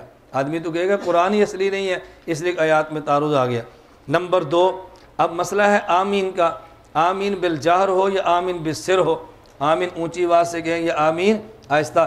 امام ترمذی رحمۃ اللہ علیہ کی خوبی یہ ہے وہ اپنی جامع ترمذی میں ایک مسئلے پر دونوں قسم کی روایتیں لاتے ہیں، دونوں قسم کی، پھر اس میں مذاہب بھی بیان کرتے ہیں اور اس میں فیصلے بھی فرماتے ہیں۔ حضرت امام بخاری رحمۃ اللہ علیہ بہت بڑے آدمی ہیں لیکن ایک مسئلے پر ایک طرف کی روایات لاتے ہیں، وہ 2 طرفہ روایت پیش نہیں کرتے۔ اس لیے ہم حضرات سے کہتے ہیں اگر مسئلہ دیکھنا ہو یا ترمذی دیکھو، اور اس سے بہتر یہ ہے اگر مسئلہ دیکھنا ہو تو پھر شرح عثمان الآثار یہ طحاوی شریف دیکھو۔ کیا دیکھو؟ طحاوی۔ کیوں؟ اس لیے کہ امام طحاوی رحمۃ اللہ علیہ ایک مسئلے پہ 2 قسم کے نصوص بھی لاتے ہیں اور پھر اپنے مسئلے کی وجوہ ترجیح بیان فرماتے ہیں، نقلاً بھی اور عقلاً بھی۔ یعنی افسوس یہ ہے اتنی مضبوط کتاب ہماری طحاوی دورہ شریف کی ہے اور اس کے پڑھانے والے کو شیخ الحدیث بھی کوئی نہیں کہتا اور اس کے ختم کا اہتمام بھی نہیں ہوتا اور اس پر توجہ نہیں ہوتی۔ آپ یقین فرمائیں اگر دورہ حدیث میں طحاوی شریف وہ مقام دے دیا جائے نا جو پڑھانے میں بخاری شریف کا ہے تو دورہ حدیث سے فارغ ہونے والا طالب علم خود محسوس کرے کہ حنفیت کے دلائل کتنے مضبوط ہیں۔ حضرت امام بخاری رحمۃ اللہ علیہ تو شافعی ہے نا یا حنبلی ہے، دونوں قول ہیں ان کے بارے میں۔ تاج الدین سبکی رحمہ اللہ کی رائے کہ شافعی ہے اور ابن قیم اور ابن تیمیہ رحمہ اللہ کی رائے ہے کہ یہ حنبلی ہے۔ اب حنبلی ہے شافعی ہیں تو اپنے مسلک پر روایات لائیں گے نا، دوسرے مسلک والی روایات وہ لاتے ہی نہیں ہیں، اور امام طحاوی رحمۃ اللہ علیہ دونوں قسم کی روایات لاتے ہیں، پھر اپنے مسلک کو نقلاً اور عقلاً دونوں طرح ترجیح دیتے ہیں۔ تو بات تو ہوئی نا۔ اب بتاؤ ہمیں ترجیح کس کو دینی، طحاوی شریف کو یا بخاری شریف کو؟ آپ اس کا اہتمام کریں، مدرس بنے تو اپنے مدارس میں اس کا اہتمام کریں۔ آپ نے درس قرآن دینا ہے تو بخاری کی بجائے آپ طحاوی کا درس دے لیں، عوام کا مزاج بنائیں، عوام کا مزاج بن جائے گا۔ ہم سمجھتے ہیں پورا باب کیسے سمجھائیں گے، طحاوی شریف کھولیں، ایک اس کا باب رکھیں، پہلے عوام کو مسئلہ سمجھا دیں، بھئی یہ مسئلہ ہے، اس پر یہ حدیثیں ہیں، یہ حدیثیں ہیں اور ان کا جواب یہ ہے۔ ایسا ذوق بنے گا کہ آئندہ لوگ آپ کے بیان بغیر کسی اور کے بیان سننے پر محظوظ ہی نہیں ہوں گے۔ لیکن یہ تب ہے کہ پہلے دلائل سمجھیں اور پھر دلائل کبھی آدمی بات شروع کر لیتا ہے اور شروع کر کے پریشان ہوتا ہے کہ میں نے شروع کی کیا ہوں ہے، یہ نہ ہی شروع کرتا تو اچھا تھا۔ آمین کے مسئلے پر جامع ترمذی میں امام ترمذی رحمۃ اللہ علیہ بابن ما جاء فی التامین اس کے تحت حدیث لائے۔ میں جو بابن پڑھتا ہوں نا، میں وہ جسے کہتے ہیں نا اقوال میں سے ایک قول کو لیتا ہوں، اس کا معنی یہ نہیں ہوتا کہ باقی کی میں نفی کرتا ہوں، میں وضاحت اس لیے کرتا رہتا ہوں کہ بعضوں نے تازہ دورہ حدیث پڑھا ہوتا ہے کہ وہ نہ کہ ہمیں استاد جی کہتے ہیں بابو ما جاء، یہ کہتا ہے بابن ما جاء، بابو ما جاء بھی ٹھیک ہے، بابن ما جاء بھی ٹھیک ہے، یہ دونوں ٹھیک ہے۔ امام ترمذی فرماتے ہیں اور وائل بن حجر رضی اللہ تعالیٰ عنہ سے دونوں روایتیں لائے ہیں۔ نمبر 1 فرماتے ہیں سمعت النبی صلی اللہ علیہ وسلم، میں نے اللہ کے نبی صلی اللہ علیہ وسلم کو سنا، آپ نے پڑھا غیر المغضوب علیہم ولا الضالین فقال آمین ومد بہا صوتہ، ومد بہا اس کا ایک معنی ہے جہر بہا صوتہ، بات سمجھ آ گئی؟ دونوں میں ایک معنی کیا جہر بہا صوتہ، مد بہا صوتہ کے 2 معنی ہیں، ایک معنی جہر بہا صوتہ، اس سے پتہ چلا کہ نبی پاک صلی اللہ علیہ وسلم نے آمین اونچی آواز سے فرمائی ہے۔ دوسری روایت حضرت وائل سے ہے، کہتے ہیں ان النبی صلی اللہ علیہ وسلم قرأ غیر المغضوب علیہم ولا الضالین فقال آمین وخفض بہا صوتہ، نبی پاک صلی اللہ علیہ وسلم نے آمین فرمائی اور آہستہ فرمائی۔ اب دیکھو ایک روایت میں اونچی آواز سے اور ایک روایت میں آہستہ، لیکن رسول اللہ صلی اللہ علیہ وسلم نے فیصلہ نہیں فرمایا کہ میں پہلے اونچی آواز سے کہتا تھا اب آہستہ ہے، پہلے آہستہ کہتا تھا اب اونچی آواز سے، فیصلہ نہیں فرمایا۔ تو جب ایک مسئلے میں نصوص کا تعارض ہو جائے تو یہ تعارض رفع کون کرے گا؟ مجتہد کرے گا۔ جب اس وقت تک آپ نصوص کا تعارض دور کر ہی نہیں سکتے۔ نمبر 3 مسائل منصوصہ مجملہ، مسئلہ نص کے اندر قرآن یا حدیث میں موجود ہے لیکن واضح نہیں ہے، اجمال کے اندر ہے۔ سورۃ المائدہ آیت نمبر 6، یا ایھا الذین آمنوا اذا قمتم من الصلاۃ فاغسلوا وجوہکم وایدیکم الی المرافق وامسحوا برؤوسکم وارجلکم الی الکعبین۔ مسئلہ کیا ہے؟ فاغسلوا وجوہکم، اپنے چہرے کو دھو لو۔ وجوہن، وجہن کی جمع ہے۔ قرآن نے یہ تو کہا کہ وجہن کو دھو لو، لیکن وجہن کہتے کسے ہیں یہ قرآن نے وضاحت نہیں کی۔ اب بات سمجھ آ رہی ہے؟ چہرہ کسے کہتے ہیں؟ کان کی ایک لو سے لے کر دوسرے کان کی لو تک، ٹھوڑی کے نیچے سے لے کر سر کے پیشانی کے بالوں تک، یہ قرآن میں لکھا ہے؟ قرآن نے کتنا فرمایا؟ دھو لو، وجہن، چہرے کو دھو۔ اب چہرہ کہتے کسے ہیں؟ اب اس پہ قرآن کریم مجمل ہے، اس کی تفصیل موجود نہیں۔ اب یہ مجتہد بتائے گا کہ وجہن کی تفصیل کیا ہے۔ اگر کوئی بندہ کہ جی میں نے منہ دھویا ہے اور یہ تھوڑی جگہ خشک رہ گئی ہے، اب یہ چہرہ بنتا ہے یا نہیں بنتا؟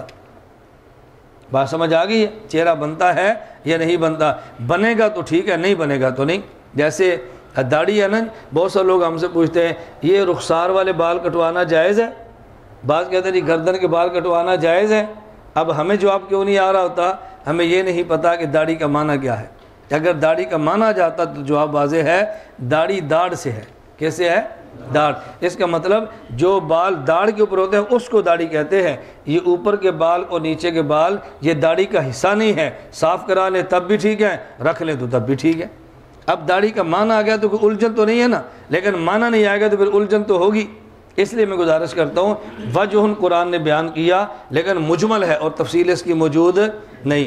حدیث مبارک یہ جامع ترمذی باب ما جاء فی التسبیح فی الرکوع والسجود، حضرت عبداللہ بن مسعود رضی اللہ عنہ فرماتے ہیں ان النبی صلی اللہ علیہ وسلم قال، نبی پاک صلی اللہ علیہ وسلم فرمایا اذا رکع احدکم فقال فی رکوعہ سبحان ربی العظیم ثلاث مرات، ایک آدمی نے رکوع کیا اور رکوع میں 3 مرتبہ کا سبحان ربی العظیم، فقد تم رکوعہ وذالک ادناہ، اس کا رکوع ہو گیا اور لیکن یہ سب سے ادنا صورت ہے۔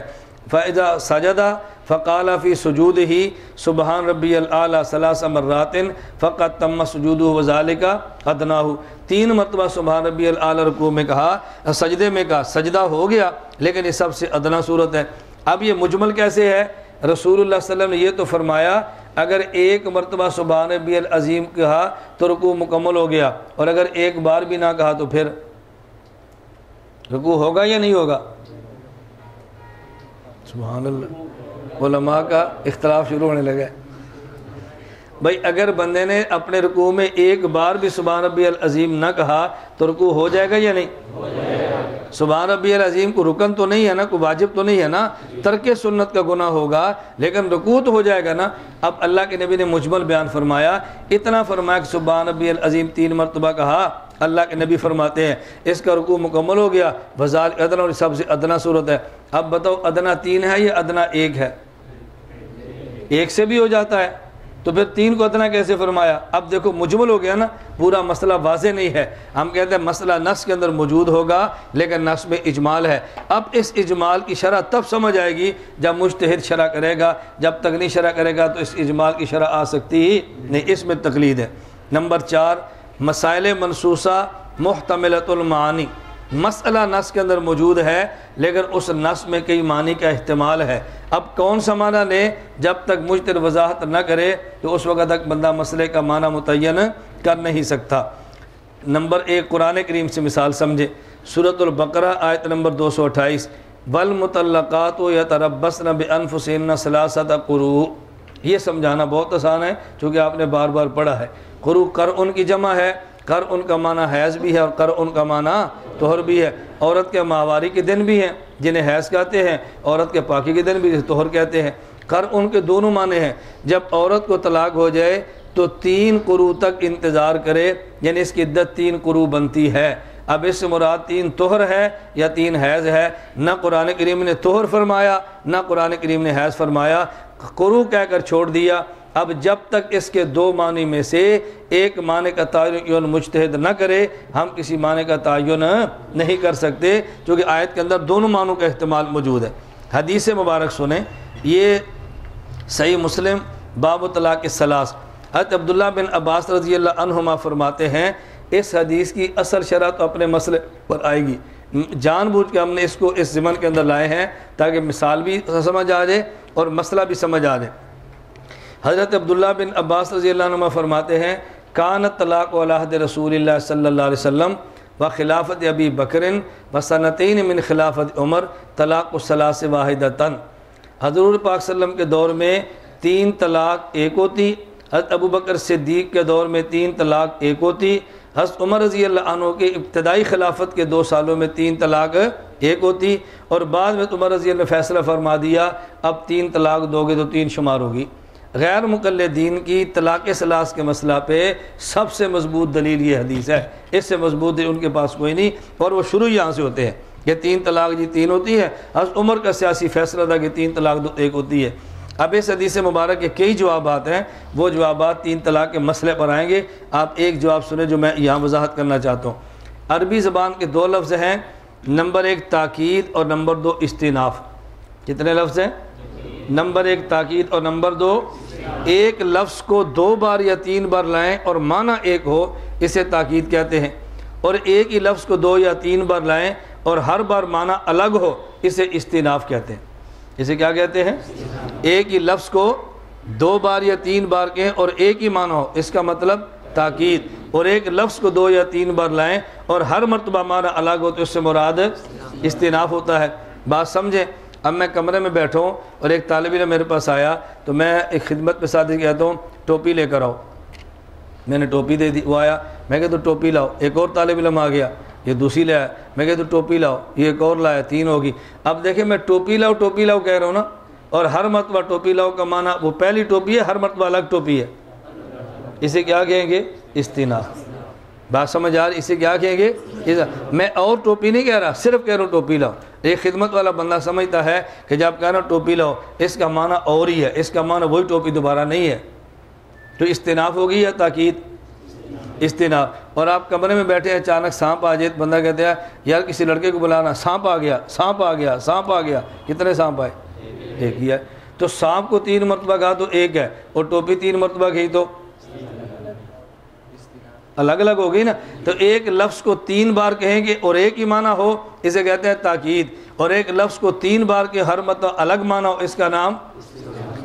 تو رسول اللہ صلی اللہ علیہ وسلم کے دور میں امام نووی رحمۃ اللہ فرماتے ہیں فَالْأَصَحُّ أَنَّ مَعْنَاهُ أَنَّهُ كَانَ فِي أَوَّلِ الْأَمْرِ إِذَا قَالَ لَهَا أَنْتِ طَالِقٌ أَنْتِ طَالِقٌ أَنْتِ طَالِقٌ وَلَمْ يَنْوِ تَأْكِيدًا وَلَا اسْتِئْنَافًا يحكم بوقوع طلقة لقلة إرادتهم الاستئناف بذلك فحمل على الغالب الذي هو إرادة التأكيد۔ امام نووی رحمہ اللہ فرماتے ہیں جب کوئی بندہ یہ کہے نا انت طالقن انت طالقن انت طالقن، اس کے اندر 2 احتمال ہیں کہ ہر مرتبہ انت طالقن کہنے سے مستقل طلاق مراد ہو، اب 3 ہو جائے گی، اور ہر مرتبہ انت طالقن کہنے سے مستقل طلاق مراد نہ ہو، بلکہ دوسری اور تیسری بار انت طالقن کہنے سے مراد تاکید ہو کہ میں نے طلاق دے دی ہے، طلاق دے دی ہے، طلاق دے دی ہے، جان چھوڑو میری، چلی جاؤ یہاں سے۔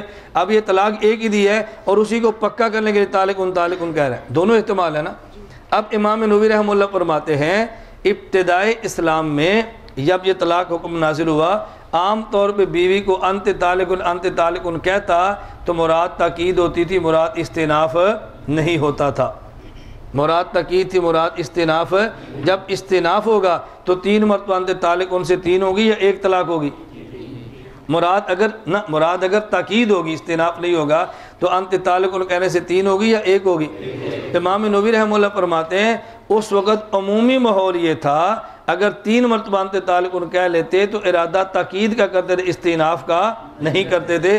اس عمومی ماحول کی وجہ سے 3 مرتبہ انت طالقن کہنے کو 3 شمار کر لیا جاتا، لیکن بعد میں جب فساد زمانہ شروع ہوا انت طالقن کہتے اگر ارادہ استئناف کا بھی ہوتا، جب بیوی جاتی نظر آتی اور پچھلی راتیں یاد آتی، کہتے میرا ارادہ تو تاکید کا تھا، میرا ارادہ کس کا تھا؟ تاکید کا تھا۔ امام حضرت عمر نے فرمایا نا اب اچھی طرح کان کھول کے سن لو، اگر تم نے ارادہ تاکید کا کیا تب بھی 3 ہوگی، اگر تم نے ارادہ استئناف کا کیا تب بھی تاکید ہوگی۔ اب یہ انت طالقن میں دونوں معنوں کا احتمال موجود تھا، اب کس معنی کا متعین کریں؟ فساد زمانہ ہے، لوگ 3 کی نیت کر کے طلاق دیں گے اور بعد میں ایک ہے کہ جان چھڑا لیں گے۔ حضرت عمر نے فرمایا اب ایسا نہیں ہوگا، اس لفظ کے 2 معنوں کا احتمال تھا اور مجتہد نے ایک معنی کو متعین کر دیا ہے، اب دوسرے معنی کی طرف نہیں جا سکتے۔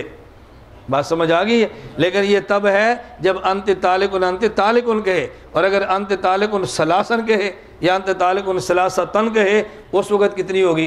اب اگر یہ تاکید کا ارادہ کرے تو تب بھی 3 ہونی ہے، کیونکہ لفظ ثلاثہ موجود ہے نا۔ اور اگر ایک مجلس کی بجائے 3 مجلس میں گئے، انت طالقن، تجھے طلاق، چلا گیا، پھر واپس آیا، تو نے طلاق ہے، پھر آیا، تجھے طلاق ہے، یہ جو مزے لے کر طلاقیں دے رہے ہیں، اب اس پر 3 ہونی ہے یا 1 ہونی ہے؟ یہ مطلب یہ تھا ایک ہی مجلس میں انت طالقن کے لفظ سے 3 مرتبہ کہے، اس کے اندر احتمال دونوں تھے، لیکن عمر رضی اللہ تعالیٰ عنہ نے ایک احتمال ختم کر کے دوسرے احتمال کو پکا کر دیا ہے۔ تو عمر نے کوئی نیا معنی نکالا یا جس معنی کا احتمال تھا اسی کو پکا کیا ہے؟ بات سمجھ آ رہی ہے؟ اس لیے ہم کہتے ہیں اگر مجلس بدل جائے تو بات الگ ہے، 3 کا عدد بول دیں تو بات الگ ہے، 3 کا عدد بھی نہ ہو، مجلس بھی نہ ہو، پھر 2 معنوں کا احتمال تھا۔ حضور پاک صلی اللہ علیہ وسلم کے دور میں خیر کا زمانہ تھا، حضرت ابوبکر صدیق کا بالکل حضور پاک صلی اللہ علیہ وسلم کے زمانے کی طرح ایک قسم کا خیر کا زمانہ تھا، اس اور اس بات کا خیال کیا جاتا بھئی تاکید ہے یا استئناف ہے، عموماً تاکید کا ماحول تھا، اس کا خیال فرما لیتے۔ حضرت عمر نے فرمایا نہیں، اب ہم اس خیال کا خیال نہیں کریں گے، اب استئناف ہوگا، تم ارادہ جو بھی کرو۔ اب بات سمجھ آ گئی؟ نمبر 5، مسائل منسوسہ غیر متعینۃ الاحکام، یعنی مسئلہ نص میں موجود ہے لیکن اس مسئلے کا حکم نص میں موجود نہیں۔ وَإِذَا حَلَلْتُمْ فَاسْتَادُوا، وَإِذَا حَلَلْتُمْ یا ایھا الذین آمنوا اذا قمتم الی الصلاۃ فاغسلوا، جب نماز کا ارادہ کرو تو اپنے چہرے کو دھو لو۔ یہ چہرہ دھونا فرض ہے یا سنت ہے، مستحب ہے؟ بولو، فرض ہے۔ وَإِذَا حَلَلْتُمْ فَاسْتَادُوا، جب تم حج کے احرام سے حلال ہو جاؤ تو شکار کرو۔ یہ شکار کرنا فرض ہے، مستحب ہے، جائز ہے؟ مستحب ہے۔ پھر ہم جو شکار کیے بغیر واپس آتے ہیں تو ہم کے بغیر استحباب کے واپس آتے ہیں؟ یہ جواز بتایا۔ اب دیکھو ایک ہی جگہ پر امر ہے، ایک امر وجوب کے لیے، ایک امر جواز کے لیے، تو نص میں مسئلہ موجود ہے لیکن اس مسئلے کا حکم موجود نہیں ہے، تو حکم کون بتائے گا؟ مجتہد بتائے گا۔ اب دائرہ تقلید سمجھ آ گیا؟ نمبر 1 مسائل اجتہادیہ، نمبر 1 مسائل اجتہادیہ۔ میں فوائد قیود بتا رہا تھا، تقلید کسے کہتے ہیں؟ مسائل اجتہادیہ میں غیر مجتہد کا، ایسے مجتہد کے مفتہ بھی مسائل کو بلا مطالبہ دلیل مان لینا جس کا مجتہد ہونا دلیل شرعی سے ثابت ہو اور اس کا مذہب اصولاً و فروعاً مدون ہو کر مقلد کے پاس تواتر کے ساتھ پہنچا ہو۔ میں نے صرف مسائل اجتہادیہ کی شکل کی بات کی ہے۔ نمبر 2 غیر مجتہد۔ غیر مجتہد کا مطلب کیا ہے کہ تقلید مجتہد کے ذمے نہیں، تقلید غیر مجتہد کے ذمے ہے۔ تقلید کس کے ذمہ ہے؟ غیر مجتہد کے ذمہ ہے۔ اس سے مسئلہ خود بخود حل ہو گیا۔ غیر مقلد کہتے ہیں جس امام کے تم مقلد ہو وہ امام تو خود غیر مقلد ہے۔ کہتے ہیں وہ امام تو خود غیر مقلد ہے، ہم غیر مقلد ہوئے تو کیا ہے؟ ہم نے کہا ان کے غیر مقلد ہونے کا معنی یہ ہے کہ وہ مقلد نہیں مجتہد ہیں، تمہارے غیر مقلد ہونے کا مطلب یہ ہے کہ تم مجتہد بھی نہیں اور مقلد بھی نہیں۔ بات سمجھ آ رہی ہے؟ ایک بندہ امام نہیں، اس کا معنی یہ ہے کہ مقتدی ہے۔ کیا ہے؟ مقتدی ہے۔ اور ایک بندہ امام نہیں، اس کا معنی کہ شرارتی ہے، کبھی امام سے لڑتا ہے کبھی مقتدی سے لڑتا ہے، تمہاری حیثیت وہ ہے۔ ایک بندے کا معنی حاکم نہیں یعنی رعایا ہے، اور دوسرے کا مطلب حاکم نہیں، نہ حاکم نہ رعایا بلکہ باغی ہے، تو تمہارے غیر مقلد ہونے کی مثال باغی جیسی ہے، اور امام صاحب کے غیر مقلد ہونے کی مثال مجتہد جیسی، حاکم جیسی ہے۔ رعایا نہیں یعنی حاکم ہے، اور تم کہتے ہو رعایا نہیں یعنی باغی ہے۔ اور بات سمجھ آ رہی ہے؟ ایک آدمی حاکم ہے اور دوسرا کون ہے؟ رعایا۔ اور ایک بندہ رعایا نہیں تو پھر کیا ہوگا؟ حاکم ہوگا نا۔ اب حاکم بھی نہ ہو اور رعایا بھی نہ ہو تو وہ کون ہوگا؟ باغی۔ حضرت امام صاحب رحمۃ اللہ علیہ غیر مقلد ہے، کیا مطلب؟ مقلد نہیں، مجتہد ہے، اور تو مجتہد تو ہو نہیں پھر غیر مقلد ہو۔ اس کا معنی کیا؟ نہ مجتہد نہ مقلد، یہ غیر مقلد قسم یہ ہے۔ اور ایک غیر مقلد مجتہد ہو اور مقلد نہ ہو۔ امام صاحب کے غیر مقلد ہونے کا مطلب یہ ہے کہ وہ مقلد نہیں بلکہ مجتہد ہے۔ ظاہر جو مجتہد ہوگا وہ تو غیر مقلد ہی ہوگا نا۔ بعض نشین ہو گئی، ایک آدمی حاکم ہے اور دوسرا رعایا، ایک بندہ حاکم بھی نہ ہو اور کہ میں رعایا بھی نہیں ہوں، وہ کون ہے؟ باغی ہے۔ ایک بندہ امام ہے اور دوسرا کون ہے؟ مقتدی۔ ایک بندہ امام تو نہ ہے اور کہ میں مقتدی بھی نہیں ہوں، تو یہ کون ہے؟ شرارتی۔ یہ کون ہے؟ شرارتی۔ کبھی امام سے کہتا ہے تیری نہیں ہوتی، کبھی مقتدی سے کہتا ہے تیری نہیں ہوتی۔ مقتدی کو امام سے لڑا رہا ہے، امام کو مقتدی سے لڑا رہا ہے، اور مقتدی کو مقتدی سے لڑا رہا ہے۔ تو تمہاری مثال شرارتی اور باغیوں والی ہے، اور امام صاحب کی مثال حاکم اور امام والی ہے۔ بات سمجھ آ گئی ہے؟ مسائل اجتہادیہ میں غیر مجتہد یہ تقلید کرے گا کس کی؟ مجتہد کی۔ میں سے کہہ رہا تھا کہ مسئلہ حل ہو گیا، آگے آئے گا۔ میں سندھ کے دورے پر تھا کہ غیر مقلد بیان کے بعد مجھے ملا اور مجھے کہتا ہے میں نے سوال کرنا ہے۔ میں نے کہا جی کریں۔ اس نے کہا اچھا یہ بتائیں تقلید کرنا واجب ہے؟ میں نے کہا جی واجب ہے۔ تقلید نہ کریں تو پھر؟ میں نے کہا گناہ ہوتا ہے۔ تو جس امام کو تم مقلد امام ابو حنیفہ، وہ تو تقلید نہیں کرتے تھے؟ میں نے کہا نہیں کرتے تھے۔ ان کو گناہ نہیں ہوتا؟ میں نے کہا ان کو گناہ نہیں ہوتا تھا۔ لو جی ہم تقلید نہ کریں تو گناہ ہے اور وہ تقلید نہ کرے تو کوئی گناہ نہیں ہے، یہ کیسی تم نے تقسیم کر رکھی ہے؟ میں نے کہا آپ یہ بتاؤ کہ ہر انسان پہ نبی کا کلمہ پڑھنا فرض ہے؟ اس نے کہا جی ہاں۔ میں نے کہا بتاؤ رسول اللہ صلی اللہ علیہ وسلم نے کس نبی کا کلمہ پڑھا ہے؟ کہتا ہے کسی کا بھی نہیں۔ تو میں نے کہا پھر مسلمان ہے؟ کہتا ہے جی ہاں۔ میں نے کہا کلمہ کیوں نہیں پڑھا؟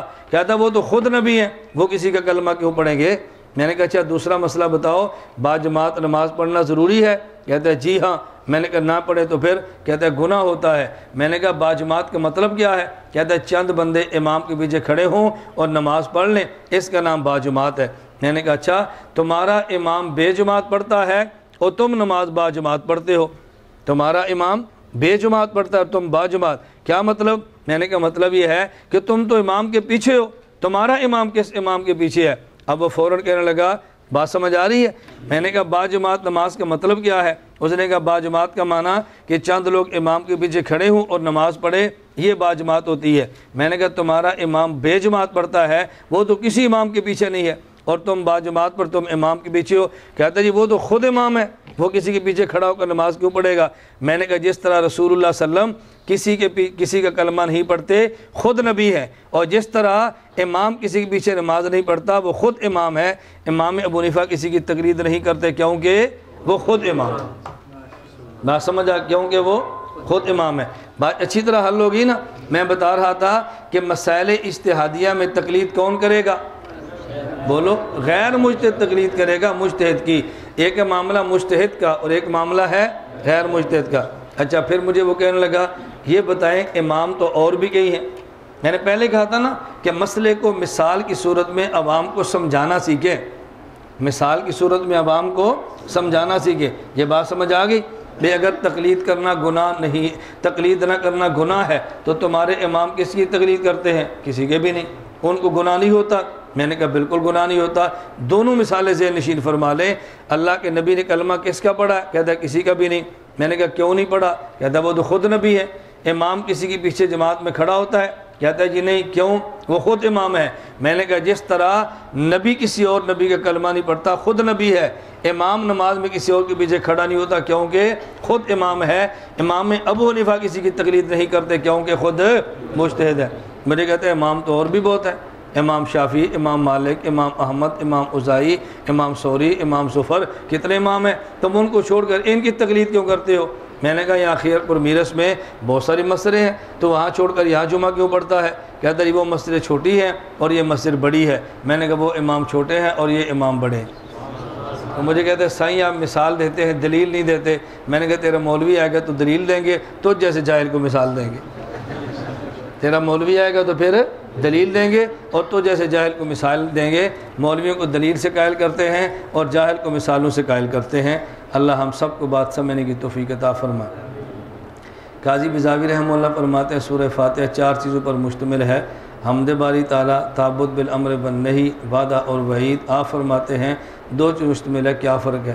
میں نے ایک بات فرمائی ہے، سورۃ فاتحہ کی تشریح تو بہت لمبی ہے، یہ تو میں نے خلاصے کا خلاصہ بیان فرمایا ہے۔ بات سمجھیے، خلاصے کا خلاصہ بیان فرمایا۔ ایک ہے خلاصہ، ایک ہے خلاصے کا خلاصہ۔ میں نے تو پہلے آپ سے کہا نا میں ساری تفصیل میں تو بات نہیں کر رہا۔ امام قاضی بزاوی نے خلاصہ بیان کیا اور میں نے خلاصے کا خلاصہ۔ استاد جی تقلید کی اہمیت میں کہ جب تقلید والا مزاج بن جائے تو اتحاد ممکن ہے، تو سوال اگر امت کسی بات کا مزاج بنا لے مثلا کسی گناہ کا مزاج بنا لیں تو بھی اتحاد ہو جائے گا اس میں تقلید کی۔ جو بات میں نے کی ہے نا آپ اس پر مثال دیں، جب میں وہ چھیڑوں گا تو آپ اس پہ مثال دینا۔ میں نے آپ سے کہا آپ نے فائل پڑھی ہے، میری بات نہیں سنی، یہ کوئی بات میں نے آپ سے بتائی ہے؟ جو اس نے فائل میں بات پڑھی ہے نا اس پہ چٹ لکھ دی ہے، اور جو میں نے کی ہے اس پہ چٹ نہیں لکھ رہے۔ جب میں یہ مسئلہ فائدہ اہمیت بتاؤں گا نا پھر اہمیت کی شرح بھی کروں گا، شرح کرنے کے بعد پھر آپ کا اشکال باقی نہیں رہے گا۔ اس لیے کہتے ہیں جو فائل جس نے بنائی ہوتی ہے نا وہ دوسرا بندہ فائل پڑھ کے سمجھنا چاہے تو نہیں سمجھ سکتا، فائل والے سے فائل سمجھے تو پھر فائل سمجھ آتی ہے۔ اس میں تو اشارے دی ہوتے ہیں نا، پوری تفصیلات تو نہیں ہوتی۔ ہدایہ کتاب الاشرمہ من لفظ خمر احناف کے نزدیک التخمر سے مشتق ہے نہ کہ مخامرۃ العقل سے۔ نیز اس میں فرمایا کہ خمر نشہ کی علت سے معلوم نہیں بلکہ اگر نشہ کسی کو نہ بھی کرے تب بھی حرام ہوگا۔ اس کی بات آپ صاحب ہدایہ کی سمجھیں نہیں۔ صاحب ہدایہ فرمانا چاہتے ہیں کہ خمر کی کئی اقسام ہیں، ان میں ایک خمر وہ ہے جو انگور کا ہوتا ہے اور کھجور کا ہوتا ہے۔ کھجور اور انگور کا جو خمر ہے اس میں علت مخامرۃ العقل نہیں ہے، اس میں تخمیری ہے، نشہ آئے تب بھی حرام ہے، نشہ نہ آئے تب بھی حرام ہے۔ اور کھجور اور انگور کے علاوہ جو خمر ہوتے ہیں اس میں نشہ آئے تو حرام ہوتا ہے، نہ نشہ آئے تو نہیں حرام ہوتا۔ یہ ہدایہ کی پوری بات ہے، اب سمجھ آ گئی؟ کیا عقائد میں تقلید ہوتی ہے؟ میں نے آپ کے ٹائم پر بات ختم کر دی ہے، پھر آپ نے پریشان ہو کہ دیکھو 9 بجے ہم نے کھانا کھا تھا، آپ نے 9:30 بجا دیے، میں تو 10:30 بجے چلوں گا، مجھے کیا فرق پڑتا ہے، اگلا سبق وقت پہ ہونا ہے، ابھی چلیں گے۔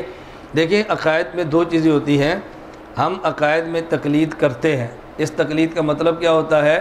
اگر عقائد کسی سے نہ سمجھتے تو ہمیں عقیدہ سمجھنا آتا، یہ ہے تقلید کا مطلب۔ بات سمجھ آ رہی ہے؟ عقائد میں تقلید کا مطلب کیا ہے؟ اگر عقیدہ ہم کسی سے نہ سنتے تو ہمیں سمجھ میں نہ آتا۔ اب جتنی عوام عقائد اختیار کرتی ہے یہ خود قرآن پڑھتی ہے یا آپ کے درس سے سیکھتی ہے؟ یہ تقلید کا معنی۔ اب بات سمجھ آئی؟ اور جب ہم کہتے ہیں عقائد میں تقلید نہیں ہے اس کا معنی یہ ہوتا ہے کہ عقائد کوئی اجتہادی مسئلہ نہیں ہے کہ جس میں تقلید کی حاجت ہو، اور جب کہتے ہیں عقائد میں تقلید ہے اس کا معنی یہ ہوتا ہے کہ جب تک کسی سے عقیدہ نہ سمجھے سمجھ میں نہیں آتا۔ اس لیے جب کہتے ہیں تقلید ہوتی ہے تو وہ بھی ٹھیک ہے، اور جب کہتے ہیں تقلید نہیں ہوتی تو وہ بھی ٹھیک ہے۔ بات سمجھ آ گئی ہے؟